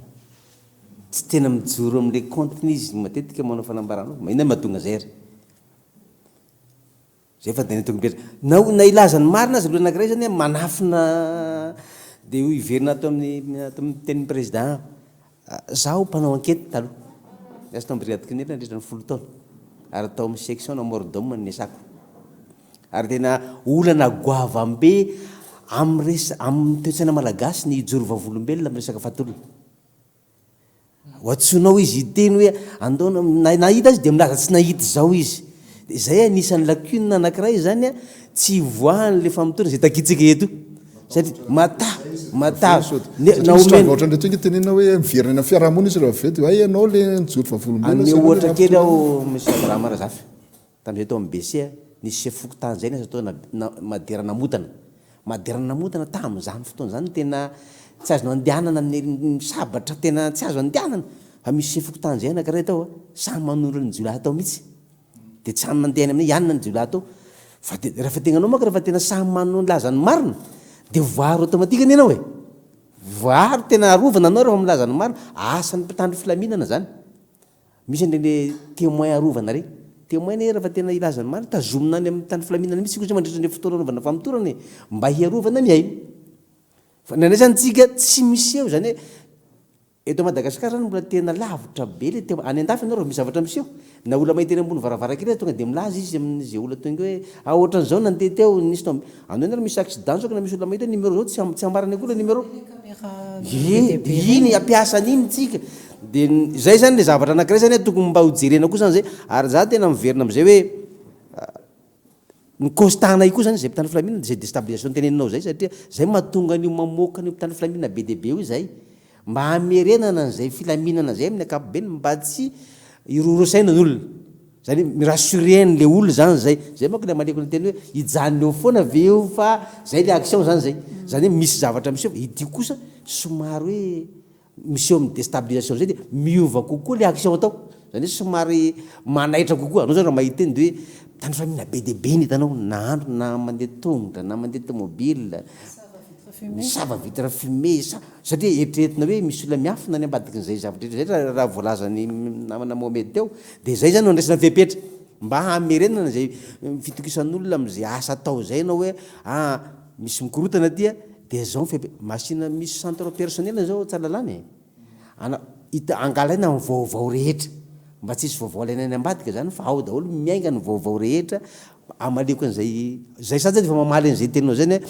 eo zany dia fa hitantsika zany manomboka zao misy iny statistique sy zavatra ilain'olona raha misy mpanao gazety te hazo vaovao zao nareo dia afaka mandeha amin'ny centre personnel versaza koa zany dia makao misy an'le moniteur caméra ny commissariat central anankitelo Tanjombato Avaradrano ao amin'ny commissariat central ianao zao raha misy toy nametraka tomobile eo Analakely ianao misy caméra dia azo mandeha ao Tsaralana ianao hoe tsy mandeha le caméra misy fotoana zany misy olana ohatran'ny zavatra elektronika rehetra misy olana fa rehefa réparé sy mandeha any misy fotoana zany misy ohatran'izay fa rehefa vita mandeha raha tonga zao anao mandeha mijery hoe nisy accident ohatran'izao tery misy azon'le caméra dia azontsika jerena ao tsofoka anao dia misy technicianao dia averina eo le dia manao ty tokoa dia eo manomboka rehefa nadiadina zay atao zay ampiasaina zany satria fitaovana oentina mino fanjakana oentina anaovana an'le asa anaovana an'le mission zany miasa ho zay fa rehefa amin'le fotoana ohatra zao zany izy mametraka fanteny fa zao nareo ny hita fa rehefa nefa misy asa foana zany zay atao asa andavanandro zay précision zay mahakasika an'le caméra hoe mandeha izy ireo mba hisiny hoe tissu azifa kokoa zany le action misy fotoana zany misy hoe panne zany le zay misy zay zavatra misy tsy teny antsika mafy hoe misy fotoana manjary misy manara so dia am'izay le fotoana zay manko tonga le olona dia laza tsy mandeha le caméra fa tena fotoana tena ilana azy tsy nandeha le caméra misy kako hoe mandeha le izy fa rehefa ohatra hoe tany vato zao fa le amin'le fotoana le lasa le entana zay vo tapaka mihitsy le caméra iny araka ny tenin'ny DGA zay moa zany misokatra tokoa lay centre opérationnel ary zay zany dia manana olombelona ao koa ao anatin'izay centre zay ka eto moa zany dia tiako ny manamafy fa misy ny laharana maintso numéro 147 afahana manao an'izay fitorohana zay misy mandray io zany zany hoe amin'le fahaverezan-jaza io miara-miasa foana ny polisy sy ny ministère ny mponina maimaimpona ny laharana maintso zay ka ao anatin'izay rehetrarehetra zay zany efa ny azavain'ny tale général lefitra teo zany misy ny atsona hoe brigade féminine de proximité ao ny police de mers le pempem teneniny teo miara-miasa aminay avokoa zany rehetrarehetra zay le niteneniko tamin'le teboka dimy teo hoe ao moa zany ohatrany tsy de metimety amindry namako moa lay hoe sensibilisation satria efa matetika loatra nefa adidy manandraikitra io tsy maintsy ataona ihany zany io eny amin'ny fiarahamonina tsy andraikitra isamyrery nefa nio andraikitry ny fiarahamoniny pirenena rehetrarehetra amy alalan'ny ONG amy alalan'ny groupe maro samihafa ao anatin'izany koa ny association maro samihafa zany hoe adiditsika rehetrarehetra ny manao an'izay fanantanana izay ka izay ataotsika hoe fandraisana antanana izay raha miasa amin'zareo satria dery zareo no miara-miasa ahafahana mametraka an'le olona am'le fandraisana andraikitra zay zany hoe fametrahana azy any amin'ny centre maro samihafa ndresaka zao tsika le akizy varira atao inona moa zay centre nitokanana ny iosy zay raha misy ny tranga dia raisina le akizy oentina apetraka any amin'le centre hoarovanao anatin'le centre nefa ao anatin'izay a mety misy fotoana voafetra ihany koa no afahana miaro azy satria olombelona mitovy amin'ny rehetrarehetra io manana ny fiainany koa izy mety mba hivoatra amin'ny fiainana ray manontolo fa misy fetra ihany juste kely fotsiny ana manokana zany ty tsy voateny fa nefa trapaka hoe tokony ho tenena ihany zany amin'ny criminologie comparé zany misy corrélation zay voaporofony zareo hoe rehefa mitombo be ny ino izy ty ny inégalité tsy fitoviny eo amin'ny fiaina de me maherisetra ny olo misy fotoana zany mamaly fantarina fa manina de tena misy olo mavita manapa-doha na me misy herisetra désuni be zany eto amintsika de amin'ny ankabea moa zany zay sociologue navita ny caractériser an'le atsono le score des inégalités fa le resaka agressivité ty tena mbola manahirana satria vokatry le teneniko anao teo hoe tsy mahazo an'le accès an'le ana na zany tsy efa fantatry hoe fafaraparana ty de za zany tsy te hijano pessimiste be de efa tena ahoana zany izy ty fa ny zavatra tena hitako hoe Kiglas tena hoe mampangatsika ny raha zany nisy étude voaingana natao hoe 80% ny ray aman-dreny eto Madagasikara maniry mba andeha ho any an-dafy daholo ny zanany rehetrarehetra. Et c'est ça qui cause hoe ho anahy manokana zany vahaolana kokoa ianao mantsy hoe miteny ohatra mampitsiriritra be misy olona de tena mandray anjara be hoe vao misy anina kely de mandeha miditra manao témoin mandeha miaro satria maninona satria misy an'le fifaliana ao amin'ny fiaina fiaraha-miaina zany de ny problème ho anahy manokana zany raha zay fitediavana fikatsahana hoe le fifaliana ao amin'ny taninao problème eto amintsika manokatra débat be mantsy zany hoe le olona eto ary ny tany mevery zay tsy misy mangalatra amidiny sy ohatrohatra zany le fifaliana ao amin'ny taninao iny manery anao andray anjara mba hiasenira moa zany anadio ny tanànanao zany amin'ny zavatra rehetra problème antsika eto nefa zany quelque part me manomboka tsy tatsony le fifaliana ao amin'ny taninao zany fa manomboka mitazavatra ary zay zavatra zay no anisa mamaly an'le tenenao hoe tsy te hivaky loha ny olona rehefa misy hoe rehefa tsy mahavoana azy de lany le izy ka ho anahy manokana zany raha mitady vahaolana inona ny vahaolana structurel kokoa zany structurel kokoa za tsy miteny hoe mampandrosona le fampandroso tsy le fampandrosona loatra fa ny structurel kokoa hoe ahoana ndray ny amolavolantsika ny antsona hoe fahasambarana ary zay fomba fijery hoe ny fifaliana sy ny fahasambarana zay tena tokony fikarohana be tokony ho atao zany zay ary ho anahy manokana tsisy dikany tsy hoe tsisy dikany tsy miteny hoe tsisy dika fa ty moa zany Jacques Rousseau no miteny azy hoe ny lalàna tsy andraisa tsy ekeniny daholo be de tsisy dika ka nanao lalàna fahazado faharivo ary ianao rehefa mbola tsy tafiditra ao anatin'le hoe fikatsaha-pahasambaran'ny olona le zavatra de tsy misy dikan'le izy ary tsy miatra le izy ary farany mbola isy minitra farantsika veo farany fahamaraka kely fotsiny hoe farany amin'ny ankapobeny tsy ahafahanao mitondra firenena ny fampitahorana misy fetrany zany ny tahotra fa ny fanantenana le fanantenana tsy haiko na manao discours politique na ahoana fa le fanantenana ny mahery kokoa zany ary ny offre tokony isy zany de offre mitondra fanantenana fa tsy offre fampitahorana anina zany za manokana zany zay na zany ara comprendre le méthode expéditive exemplaire hoe compréhensible le izy fa amin'ny ankapobeny ny tahotra zany tsy maharitra fandarantsika sy pilariny mazava fa entanina ihany moa zany araka ny tenen'ny filohan'ny fanavaozana isika rehetra izay manana information na ny vaovao mahakasika ny mety ho antony mahatonga ny reny na information mety anampy mpitandro ny filaminana amin'izay hiadivana amin'izay tsy fandripalemana mahakasika ny olona manana toetena varira mahakasika amin'ny resaka alajaza izay malaza be amin'izao fotoana izao misy araka nambaran'ny deuxième population toekoa larana 770 amin'ny zato maimaim-poana ny fizaranazy ary mino fa mpitandro filaminana dia mitazona ho tsy ambara telo an'ireo olona manome an'izay information izay satria misy ihany koa moa zany ny valosoa menan'ireo izay manana an'izay information izay sy belarandre mazava atao mazara dia omentsika ray minitra avy ny vahiny tondrana hafatra ao antsika mpijery amin'izao alina izao avy hatrany dia tombontsika ato amin'ny président Fulgence ia ny zavatra tiako ampitaina voalohany angambany adevitra ngeza ho atsika le adevitra ary inotsika fa hipahaka ny anivon'ny fiarahamonina ihany koa mamerina kely ihany angambany amin'ny zavatra nytenen'ny DGA makasika an'le tahotra iny tena marina iny fa izy iny kosa nefany raha misy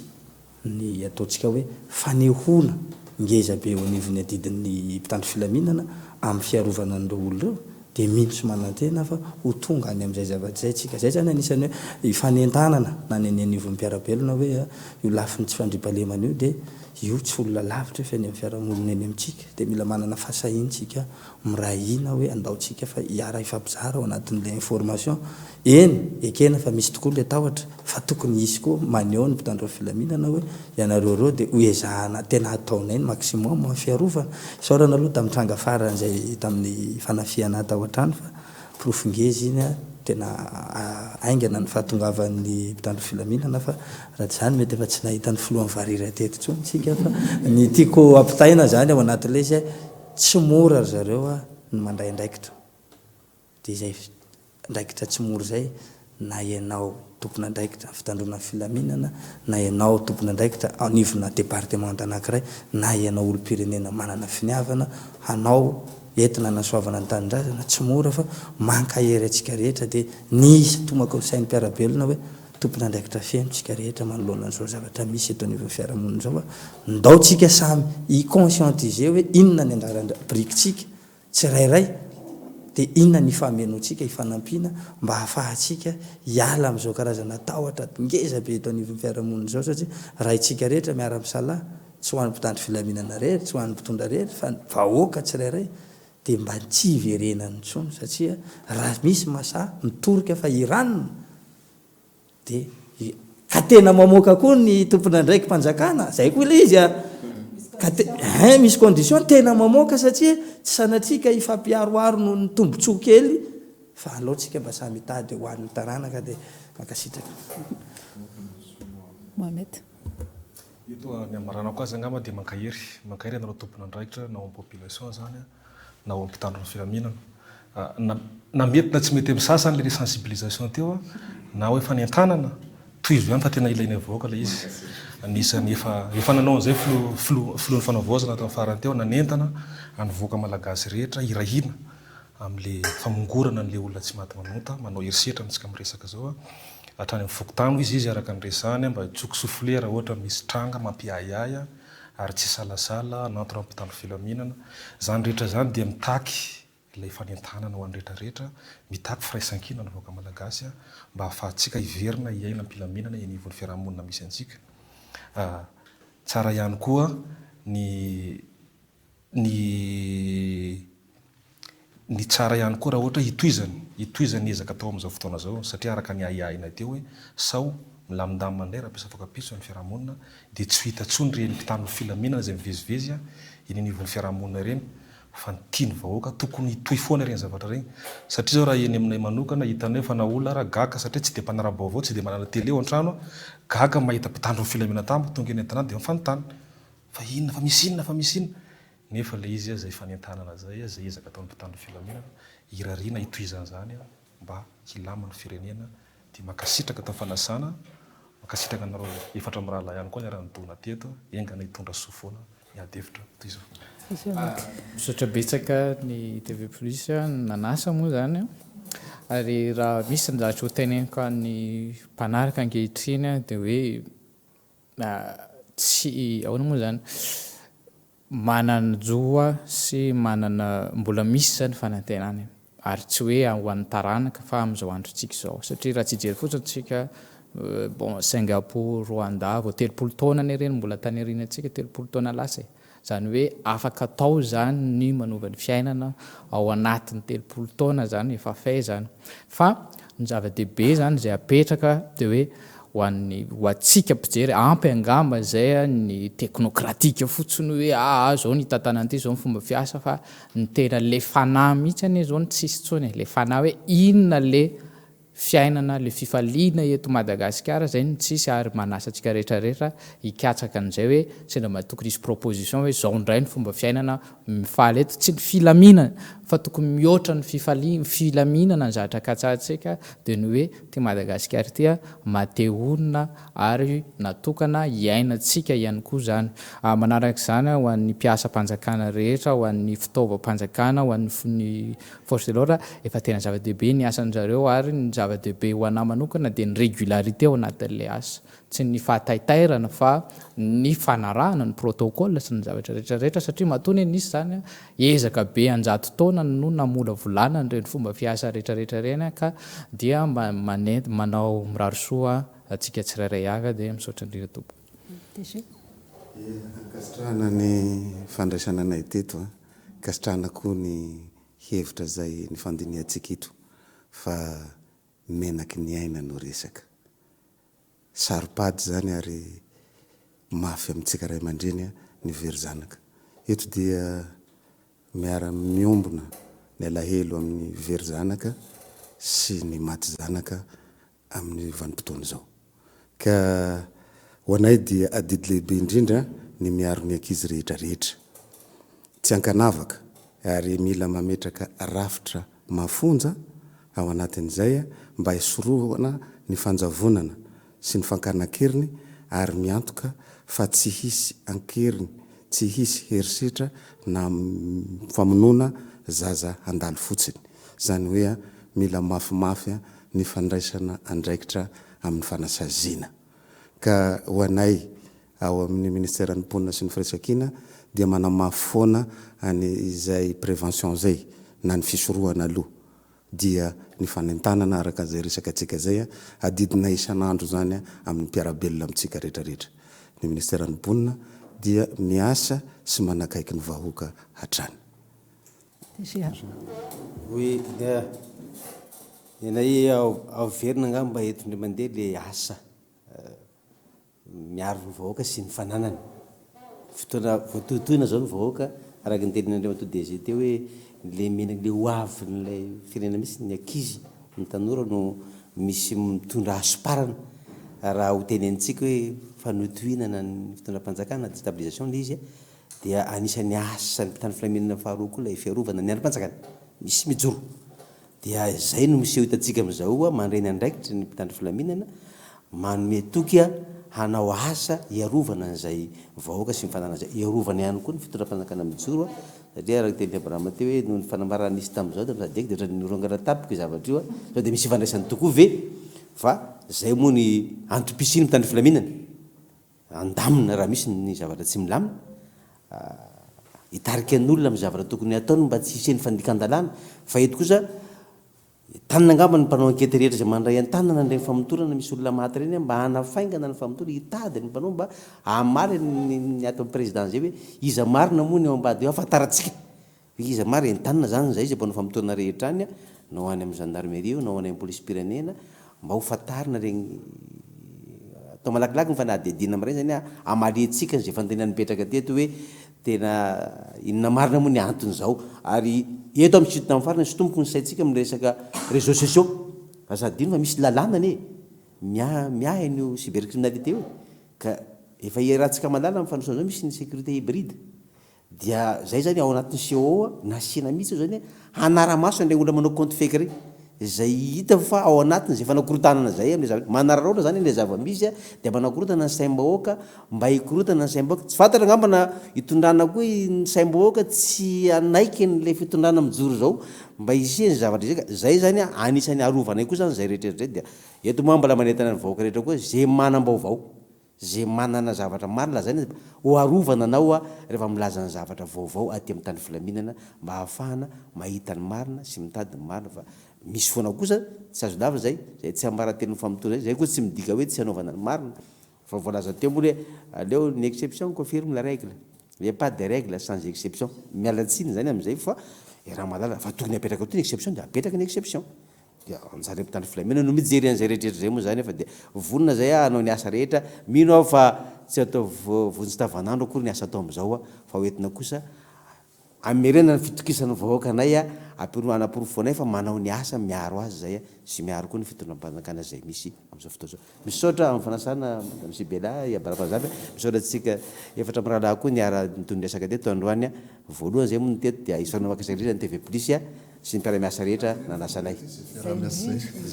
any an-tananatsika rehetra mihitsy a ny fiakarana eto amin'ny fandarana tondresaka satria dia misokatra ho an'ny rehetra izahay misokatra ho an'ny ankolafike rehetra misokatra ho an'ny sokajinasa rehetra eto amin'ny fandarana tondresaka ary ihany koa tsy voatery politika ihany no resana eto fa resana avokoa ireo vaovao rehetra izay misongadina eto amin'ny firenena tsy adinona ny misaotra ny Nescafé izay manolotra kafe ho any vahintsika eto amin'ny fandarana tondresaka eo ihany koa ny mpampiakanjo ny tenako Kate Mirène dia manome fotoana ho antsika ho amin'ny manaraka indray veloma tompoko